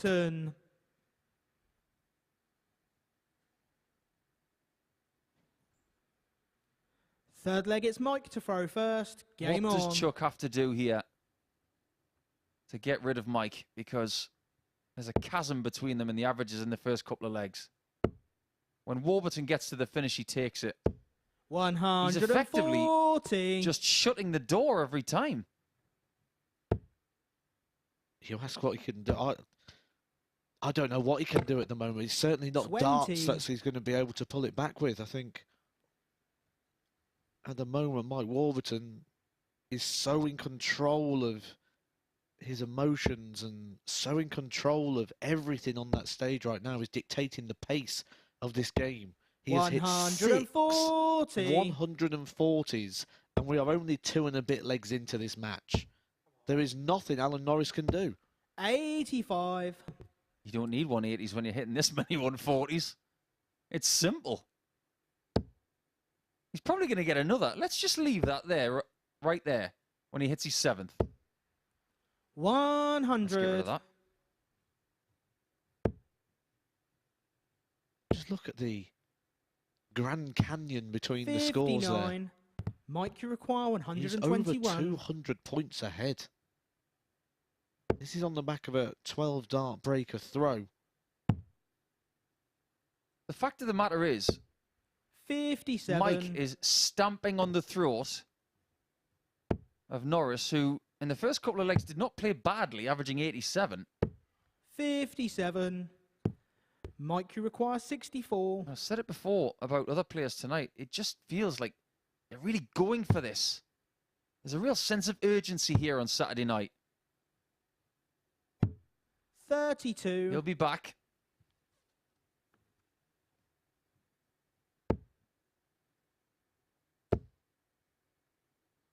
Starting to show signs of frustration now. 60. He, like us, though, would have been Mike, thinking, how do I get back into this game? And right now, that frustration comes because, like game shot ourselves, and the third leg. he probably Mike doesn't have an answer right Warburton. now because Mike Warburton has literally an answer to every single thing going on. It's like Groundhog Day up there. Warburton wins a leg, he Fourth gets leg, a it's fist Alan pump from to throw Chuck. first. Game on. And in between those two legs, we had a little bit of Alan Norris calisthenics. 100. Whenever he feels a little bit of tension in the shoulder department, he tends to waft the hands high and behind him. But every time Norris looks up, there's at least 2 trebles being planted. 180. This is fast becoming the best performance of the entire week by anybody. 28. What a great time to do it. Conor Heneghan is in the final He's in the practice room looking at this guy, 140. feeling as good as he has felt all week long. Conor Heneghan can provide plenty of resistance, though, in that final. So far tonight, 59. averaging 92. And he's played 3 matches so far.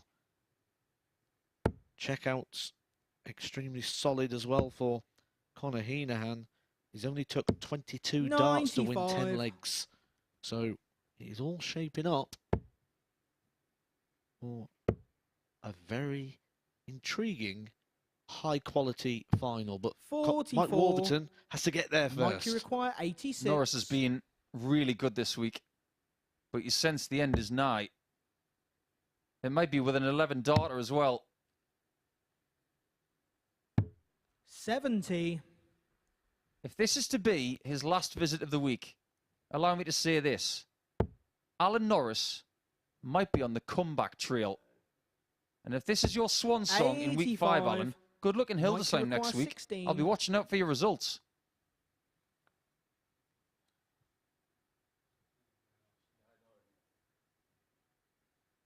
Because you do fancy that Warburton is about to finish the job.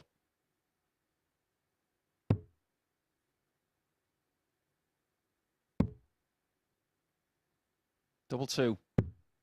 12. Well, his average dips under 100. That was just an apology from Alan there. He saw one of his flights pop off at his previous visit. He didn't realise that it had put Mike off, and he was just saying it wasn't intentional. 92. Nice show of Mike, you require 4. board etiquette there. More match darts for Mike. And he finally gets the job done. And a match. He doesn't care about the Mike average, Warburton. but the performance overall was absolutely perfect. 4-0, and he will now get a minimised break before he takes on Conor Heneghan in the Week 5 final. If he'd have hit that double 8 in a previous visit, he would have equalised the best performance of the week, just shy of 102 average. But, as it turns out, all is well when you're in the final, and he could bag his 3rd weekly title at the MODUS Super Series and his first in Portsmouth if he beats Conor Heneghan in the final. We'll take a break. We hope you can join us live on Sporty Stuff TV and the MODUS Super Series YouTube channel for the Week 5 final after this.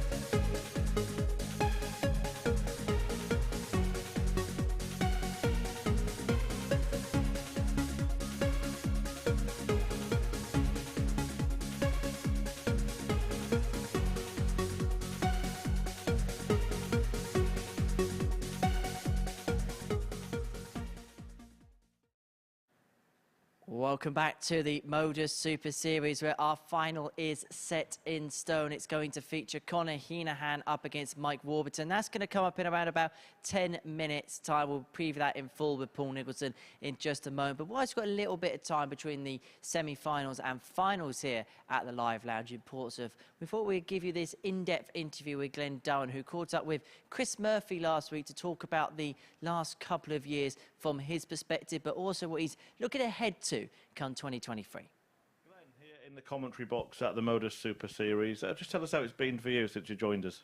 I mean, genuinely, I'm absolutely loving it. And part of me thinks that people don't believe me, that all of a sudden it's the end of the world, that I don't have a Pro Tour card no more.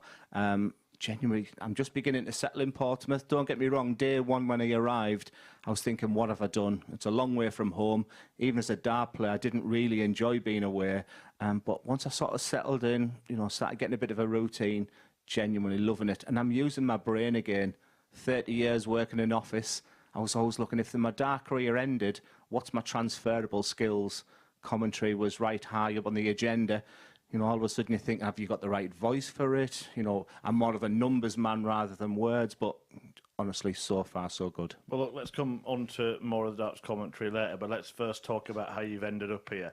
So there's been a lot of sort of attention on you losing your professional status in the PDC because of how quick the rise was and then how quick the decline was, really. So let me just go back to, you know, a few years ago when you were a county player. Did you ever envisage going on to achieve the great things that you did achieve in the game? And there's so many answers to that question, because at that county stage, I knew I was a good player. And it took someone like Jamie Caven to come to a local competition to say, Glenn, you just don't leave Middlesbrough, which was true. You know, it was a case of bring anybody and I'll beat them. And I just wouldn't spread the wings. And, you know, by then I'm late 30s, so you're thinking your best is past. And I decided to start travelling, age 41. You know, and I guess, you know, the beginning of the question, it sort of ended when I was 51. It feels, you know, I'm hoping it's to be continued. So it was just a decade of just up and up and up. And I had a wonderful time and no regrets. Just explain that feeling along the way, because not many people in any walk of life, every single year is almost better than the year before. Remarkable. Yeah, I mean, it's interesting that you speak to me now, because we've had Martin Wolfie Adams here this week, and he was a guy I sort of looked at. I was watching how he practiced, how he prepared, what time he got to venues, even to the stage of what flights they were getting. And I just wanted to copy that, replicate that. So when I did come back 12 months later, I sort of knew the system. And in 2012, I won the Northern Ireland Open, and it's on YouTube. And you know, to the left of me, I was playing Martin Phillips, one of the big legends, and to the left, I had my Northern Ireland family, my brothers, sort of living over there, and it was just a fantastic memory. Round about the same time, I was getting picked for England, probably playing the best darts of my life at the time there. The game was just so ridiculously easy then. And it was just one step after the next. As you said, it was just a creeping up them ladders till winning the World Masters, beating Larry Butler, was pretty special. I think that was 2015. I think one thing about the commentary, you realise I'm not brilliant with dates and my memory of who I've played and when, but that was a special moment in Hull, beating Larry Butler. And then it was just like 5 years of just incredible highs, unbelievable highs. And I still think the very best of them all was beating Danny Nopper in that first Lakeside. I think I dreamt of that moment a million times, and not once in that million times did I fall to my knees. It was just so natural. And, you know, if you could just have a penny for your thoughts for them, you know, 4 to 5 seconds, if you can bottle that adrenaline, that feeling, that adulation, you know, how proud to see your family, it was very, very special. The Premier League was great, but it was all about the bunts at that time. Yeah. You know, there was no crowd there, no camera work, so it didn't feel the same. And right at that point, I was just on top of the world. Well, look, you won those 3 Lakeside titles consecutively. At that point, you were really like the Phil Taylor of the BDO, if you like. What was it like to be walking into any tournament in the system you were playing in and being the man to beat? I loved it. I genuinely loved it. I used to walk in, Chris, and go, who am I playing in the final today? 1,000 people? 4,000 people at the Dutch Open? And my mentality was, looking around the room, who am I going to play in the final today? If only I could just get that Glen Durham back, you know, during the bad times, which no doubt we'll come on to in a second there. But what happened to that guy inside of me was the fights I was having with myself, where I was just supremely confident, totally at ease with my ability, and just wanted more and more success. It was a great feeling being the #1 seed and the best player. And you made the decision eventually to make the sort of cross to the PDC. And that Dennant did come, didn't he, pretty quickly as well? The rise just continued. Yeah, and the story in that one is an exhibition in Leeds with Paul Wilson, I think. There is a name for that one as well. The Dazzler. And I was playing, won my opening game, and it was our works night's party. And I remember walking, doing the walk, and I could see they were absolutely legless. And I was like sort of saying, oh, listen, just calm down, because it's like, this is a different crowd. Don't be shouting when Phil's playing. And they were drinking champagne, etc. And my very big boss said, Glenn, I was legless, could barely see you.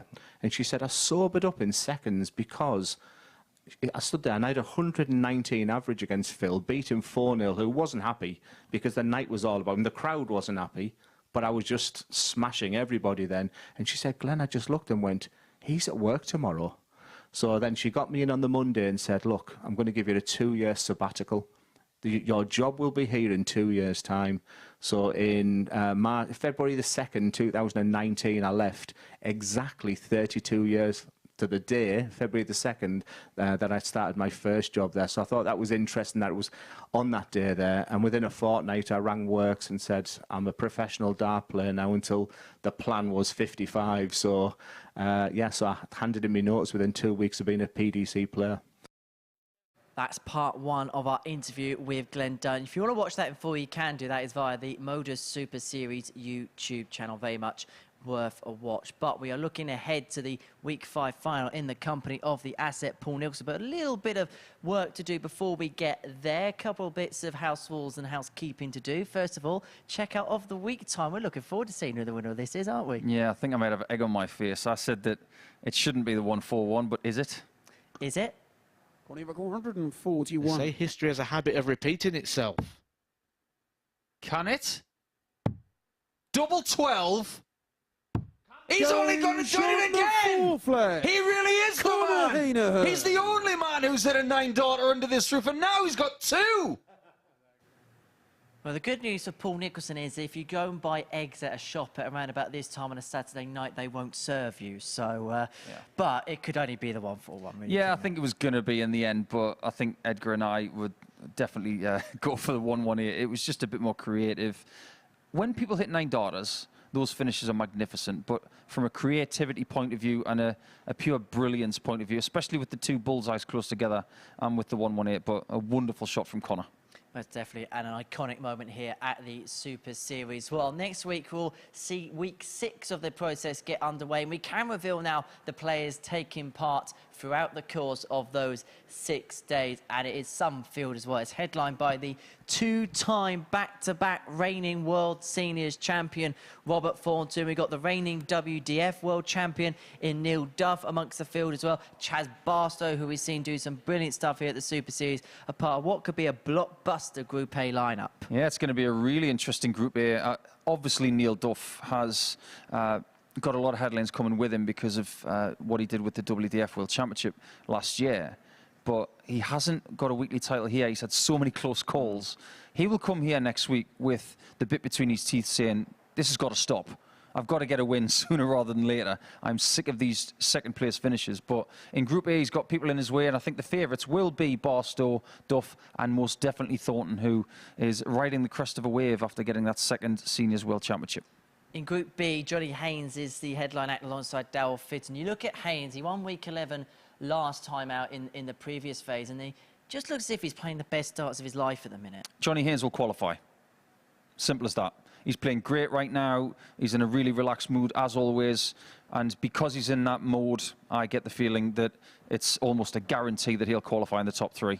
Meanwhile, Group C, headlined by Richie Howson, the runner-up at the World Seniors Championship in February, whilst Matt Clark was, well, he was a matter of points away from picking up the 20 grand check. Yeah, 1 leg away from taking the jackpot in Super Series 2, but I'm going to pipe up for Richie Howson. I think he's going to qualify in that group. It's going to be tough because Group C is only the top 2 as opposed to the top 3 in Group B, but Howson is playing the best darts of his entire life. And the way he's playing, I think he'll cause everybody problems. So the final is set in stone here at the MODUS Super Series. Who is going to pick up that prize? Will it be Conor Heneghan or will it be Mike Warburton? It's the Republic of Ireland up against Wales for the 5th weekly title. Now, if Conor Heneghan wins tonight, 5 winners from 4 countries. That's what you get from the MODUS Super Series now, isn't it?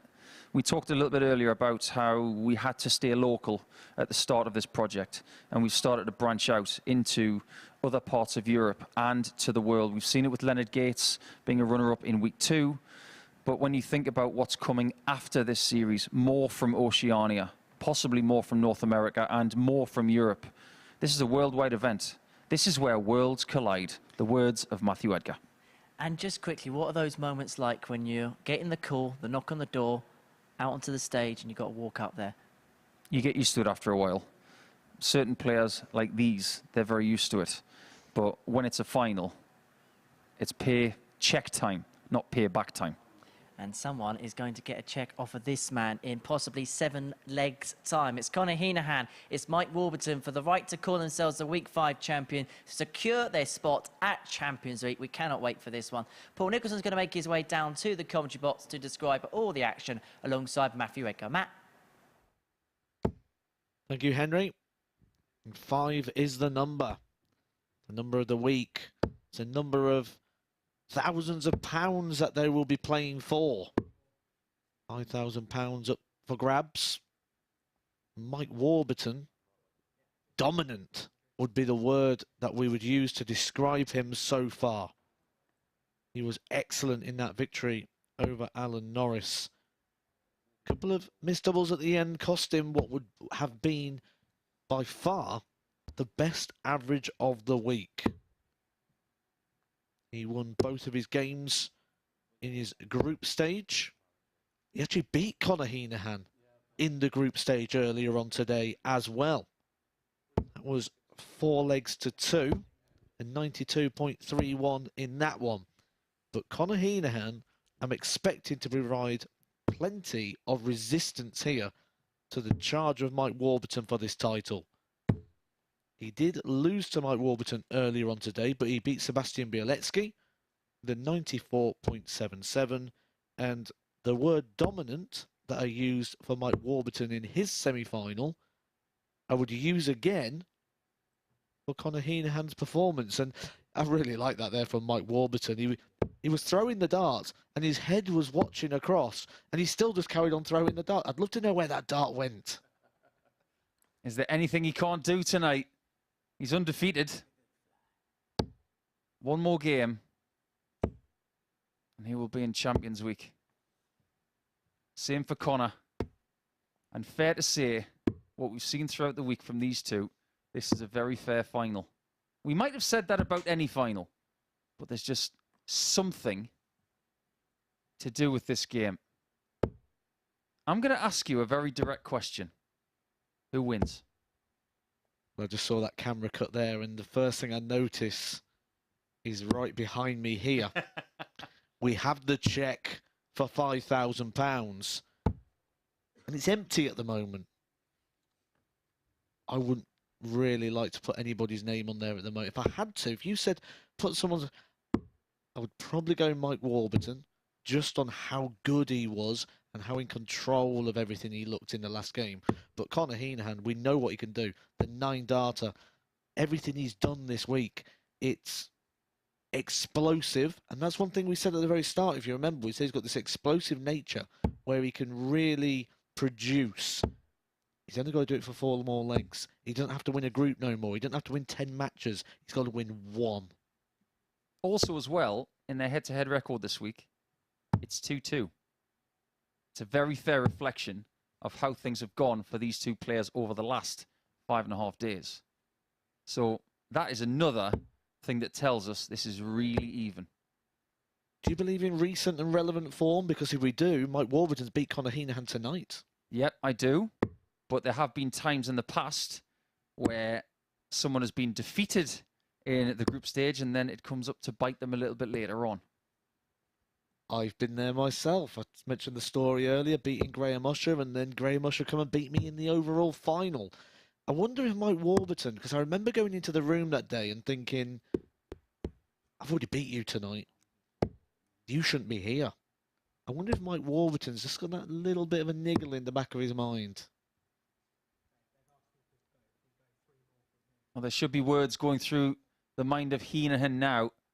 The immortal words from fictional character Ivan Drago. He would say to Mike Warburton, I must break you. Because if he doesn't, he'll be knocked out. First leg. Oh, sorry. It is Mike to throw first. Game on.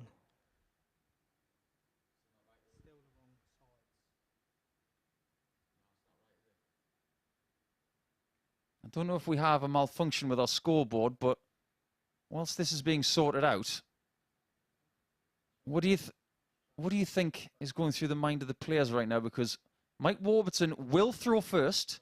He won the bullseye in the practice room. I've just had a little stroll through the practice room now. Everybody has left, apart from Alan Norris, who looks a bit disconsolate. I think he thought he had a really good shot at it here tonight. Yeah, I think he was probably expecting as well to be the player. And to be fair, coming into tonight, he did have the highest running average of anybody coming into this week, around about the 90 mark. Knockout darts can be somewhat brutal, can't it? You can have the best stats coming into a final. First leg, it is Mike to throw first. Game on. But what has gone before means nothing now. It's all about what you do from here. We mentioned exactly that earlier on in the week. You could be averaging 120, but it doesn't affect the dart that is in the hand right now of Mike Warburton. 100. All the signs. I'm not just talking stats and numbers. I'm talking composure. Aggression. 140. Controlled aggression. Is this the time then? Just after 11:05 local time, is this where you can empty the tank? Whatever you've got left 100. in focus, aggression, in steadiness, you let it all go now. He should never be leaving here feeling like he could have done a little bit more. If you feel like you're losing your concentration, just try and relax that extra bit. I love the words of Chris Mason. You have to do your best, 140. but not try too hard. And he's at it again in leg one. This imperious, steady consistency with a little bit of brilliance in amongst it. We're getting it from both players in leg one. But what did I say at the very start of this? Yes, he might be able to hit Conor Heneghan with these 140s and the big shots, but 90. he is going to get hit back. 98. Could be like Rocky Balboa against Ivan Drago and Rocky IV. Could be a slugfest over 7 rounds. 38. Mike, you require 71. Double 10.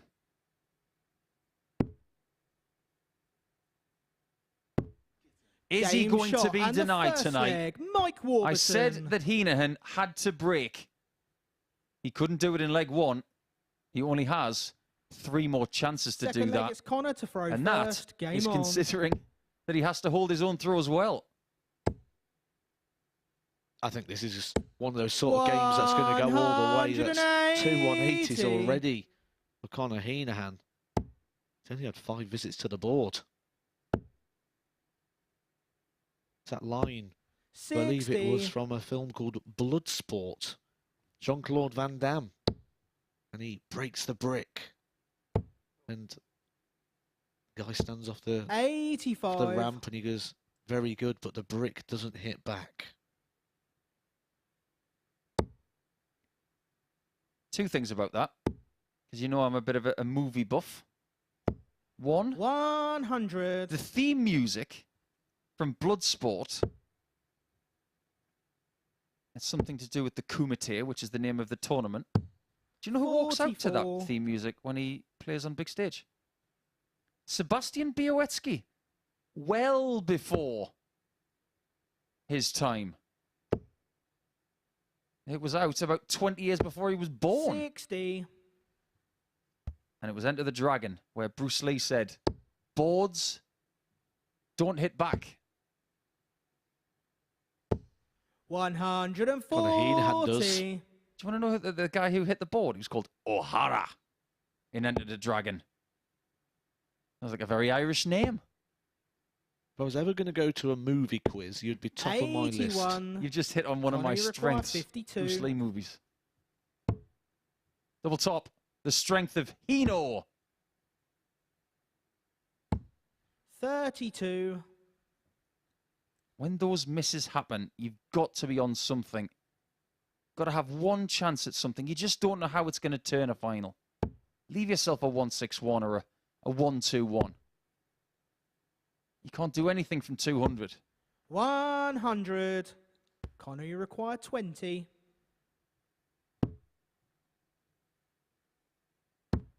Game Well shot done, Conor. and the second leg. The last thing Conor you wanted to do was Heneghan. give Mike a shot at 100. This game has been played in a really good spirit between two players who have gotten to know Third each other leg, it's Mike to extremely throw well first. Game on. over the last year and a half. They've shared many a practice room. And this week, 100. they've shared 4 separate days. Monday, Tuesday, Wednesday, and Saturday. Sounds like a 97. Craig David song, doesn't it? Except they didn't do different tasks on all of those days. They played darts, which is for some people, the ideal week. Play darts on 100. Monday, play darts on Tuesday. Not quite the tune, I know. That's the second best singing I've heard this week. 100. Because I did catch Henry Dickens singing What Is Love by Hadaway. I think it was on Tuesday. This is good. 140. Again, he leaves 161 after 9 on his throat. I think Mike Warburton, when he won that ball, was very aware that all he's got to do is hold his throat. 140. Doesn't have to break. Mike, you require 161. And it seems like all his focus and attention right now is on that task.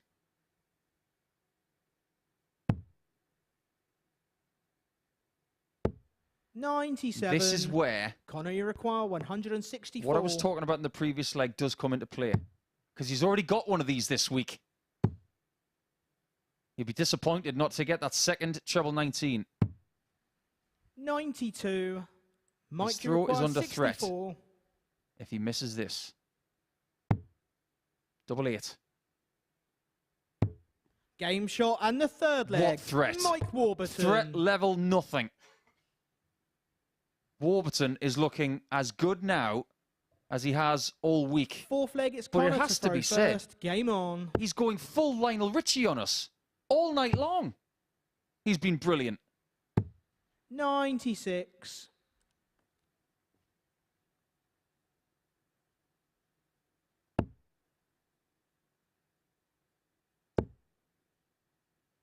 I'm starting to believe in what you said, 100. Matt, about condensing the schedule. He came into the night in match 4. He averaged 100. Then he played in game 6. 27. Then in game 8. And now in game 9. He's had this lovely cluster of a schedule. And I've never seen him look this good on a Saturday night. 96. And I've been watching Mike Warburton play with us for the last 2 and a bit years. The condensed schedule will obviously suit. If you look at someone such as Matt Dennant, who won Group 60. A, he was starting around about 20-8. The concentration levels there are not far off the 4-hour mark. 100. The runner-up will walk away with £2,500, which is not bad at all. But it's nowhere near as good as first prize. 45. Because it's twofold. It's extra money. And it's the possibility of more. Conor Heneghan just appears to be wilting a little bit at this 60. moment. Mike Warburton, after 12 darts, has a sizable lead.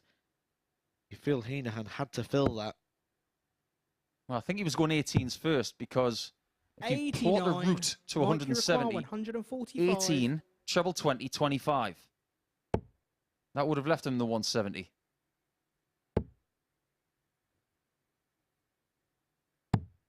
$59.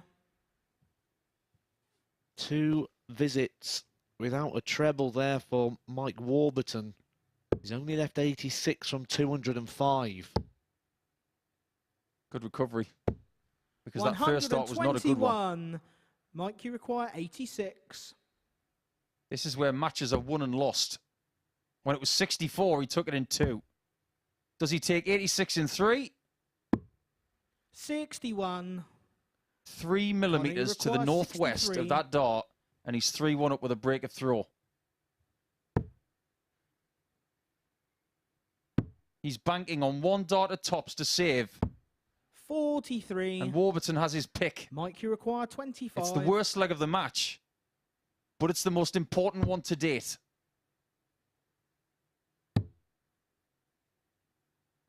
Good marker or too close? 9. I think he might have somehow Conor, you found a way require to get 20. even closer without finding the reward. Conor Heneghan must have thought when Mike Warburton was on 205 12 Game darts shot ago and the that fourth leg. the race was Conor up. Heneghan.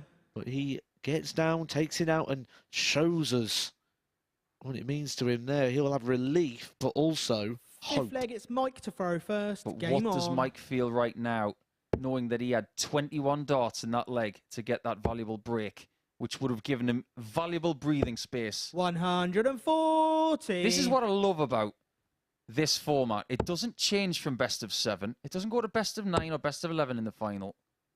It's still sprint to the finished darts. 180. And courtesy of that somewhat fortunate fourth leg, Heneghan might now have a bit of freedom about himself. 140. Mike Warburton has gone back to plan A. He went for plan B, I'll get a breaker throw and give myself a cushion. He'll just go back to plan A, which is try and hold his throw.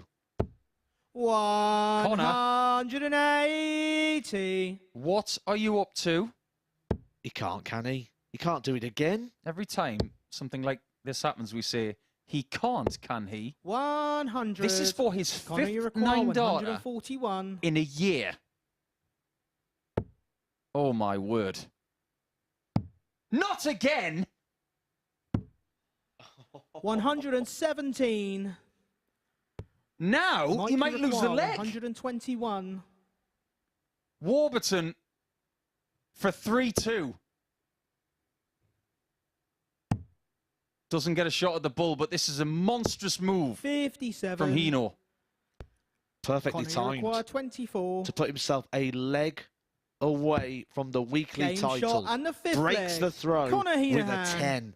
Our second 10-darter of the week. Sebastian Bialecki hit one earlier on. That is a vital break of throw. And Sixth Conor leg will is Conor now to have throw the darts first. to Game be on. handed the £5,000 weekly prize.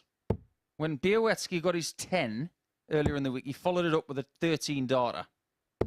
60. Slight contrast, because Heneghan had a 23-darter, then followed it with a 10. If he'd have got a second 9-darter in the week, 100. that may never, ever happen again here.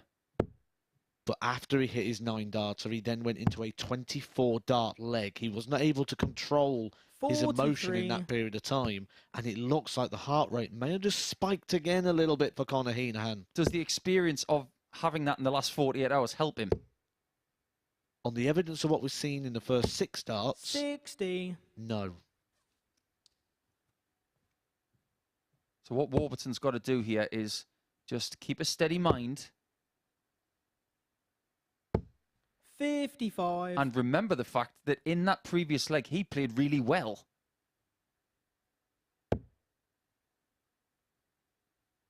Conor at the back there just stood, closed his eyes for a second, tried to recompose. But when he 140. opened his eyes, he did not like what he saw. 2 treble 20s from Mike Warburton. And he will feel like he's had this in the palm of his hands and it's slipping away.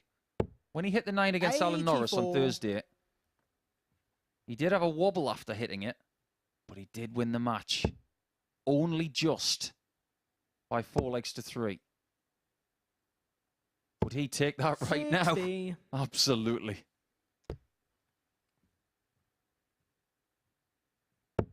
Must be careful here. Just get the maximum instead. 139. Some people would have stayed upstairs. 141. But he didn't want to leave himself on 119, obviously.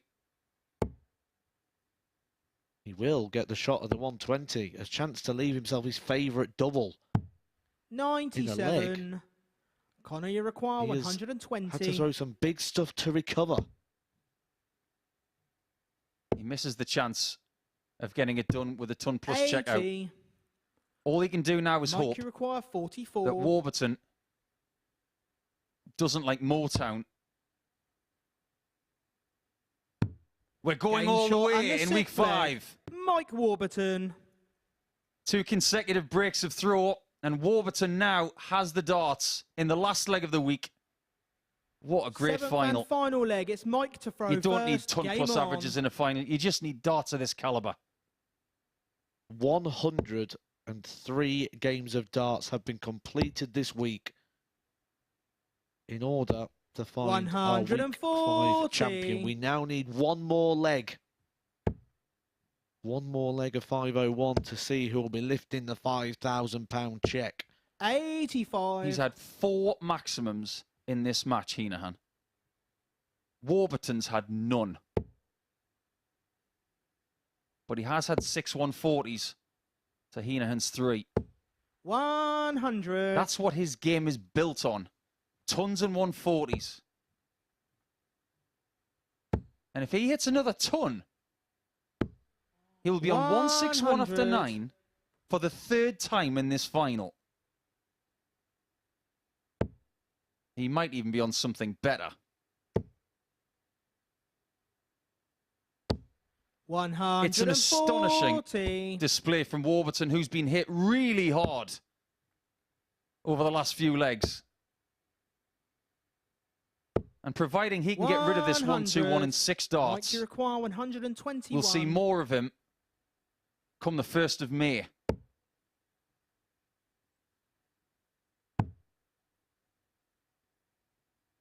The 140s have been the big 57. feature for Mike Warburton in the semi-final and this final. He has bought himself an opportunity at the 64. He should be getting at least a dart to wrap this up. 60. And he's already taken this shot in the final. Mike, you require 64. He's got good memories of it. He took it in 2. Can he replicate?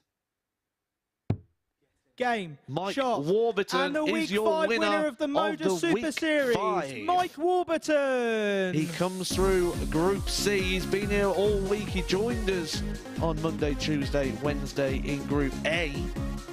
Qualified through the Thursday, Friday morning, and then has been the star performer of the day. The 140s, a real key feature there for Mike Warburton. Standout stats in the semis and the finals, and he ends us with around about a mid-90 average. Great battle there from Conor Heneghan. He teased us with the second 9-darter, but he departs us in the runners-up position. And it is Mike Warburton who is now through to the Champions Week coming up at the start of May. Indeed, he is. Thank you very much, chats. Mike Warburton. Wow, we could see at the end how much that meant to you. That meant everything and more. I can't describe how I'm buzzing. I'm buzzing for winning that. Do you know what? I was watching Matty Dennant and Conor playing all week, and I thought, tell you what, they're going to take some beating. But I think I stepped up tonight. I played nigh on my best darts, like 100 averages, 93s, 95s, whatever that was. But it doesn't matter what that was because I won it. Sorry, burp there.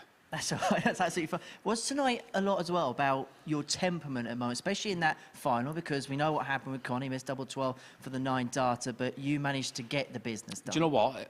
100%, because this is going to sound stupid, but every time I was home for a wee over there, I was talking to myself all night, like, enjoy it, relax, just play a game, just relax and enjoy it. and it was working for me because I was stepping up here and I was looking at the trebles and I could just feel my shoulders were relaxed, and you know what? Oh, I'm just buzzing. I don't know what to say, to be honest, Henry. And well, you won in Southampton. Now you've won here in Portsmouth. Does this feeling have something extra to it, knowing the significance of this Champions League? Definitely, because this stage, I'm not being funny, but we've had this conversation with the players in the room. Like, this stage is as good a stage that anyone will ever play on. It's such a magnificent setting. No disrespect to the Southampton place, but it's not even on the same ballpark. So you're winning that like surgically silent room, and I've won there twice, but I was desperate to win this today, and I've come in today like I said, I was relaxed. I just thought, play your game, relax, enjoy it, and yeah, it's worked out for me. And very quickly, you've achieved a lot in your career. Where does now qualifying for this Champions League, with what is at stake, the £20,000 top prize, where does this now sit in the list? It's right up there. It's right up there. Obviously, I won the Welsh Open in 2018. My mum was, well, dying of cancer basically at the time, and that will never be topped in front of my mum doing that. But you know what? Doing this here, putting me in Champions Week, it's, you know, I'm proud of myself, you know. What can I say? What can I say, Henry? It's just, you know, I'm chuffed a bit. And to beat the lads who were here this week, it was brutal, the groups. And yeah, I'm just chuffed, mate. I've got one final job for you. You know what time it is in the week. It's the time for the presentation of the cheque. Paul Nicholson, the asset himself, is going to come on the stage and to present £5,000 to Mike Warburton. It's that time of the week once again. Presentation time for Mike Warburton, who managed to pick up the cheque for £5,000. There we go. You can have the mic. You can do whatever you want to do.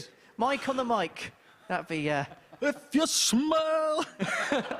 We don't want any more singing, I don't think. But Mike Warburton is £5,000 better off. He is our Week 5 winner here at the MODUS Super Series, and he could not be happier to do exactly...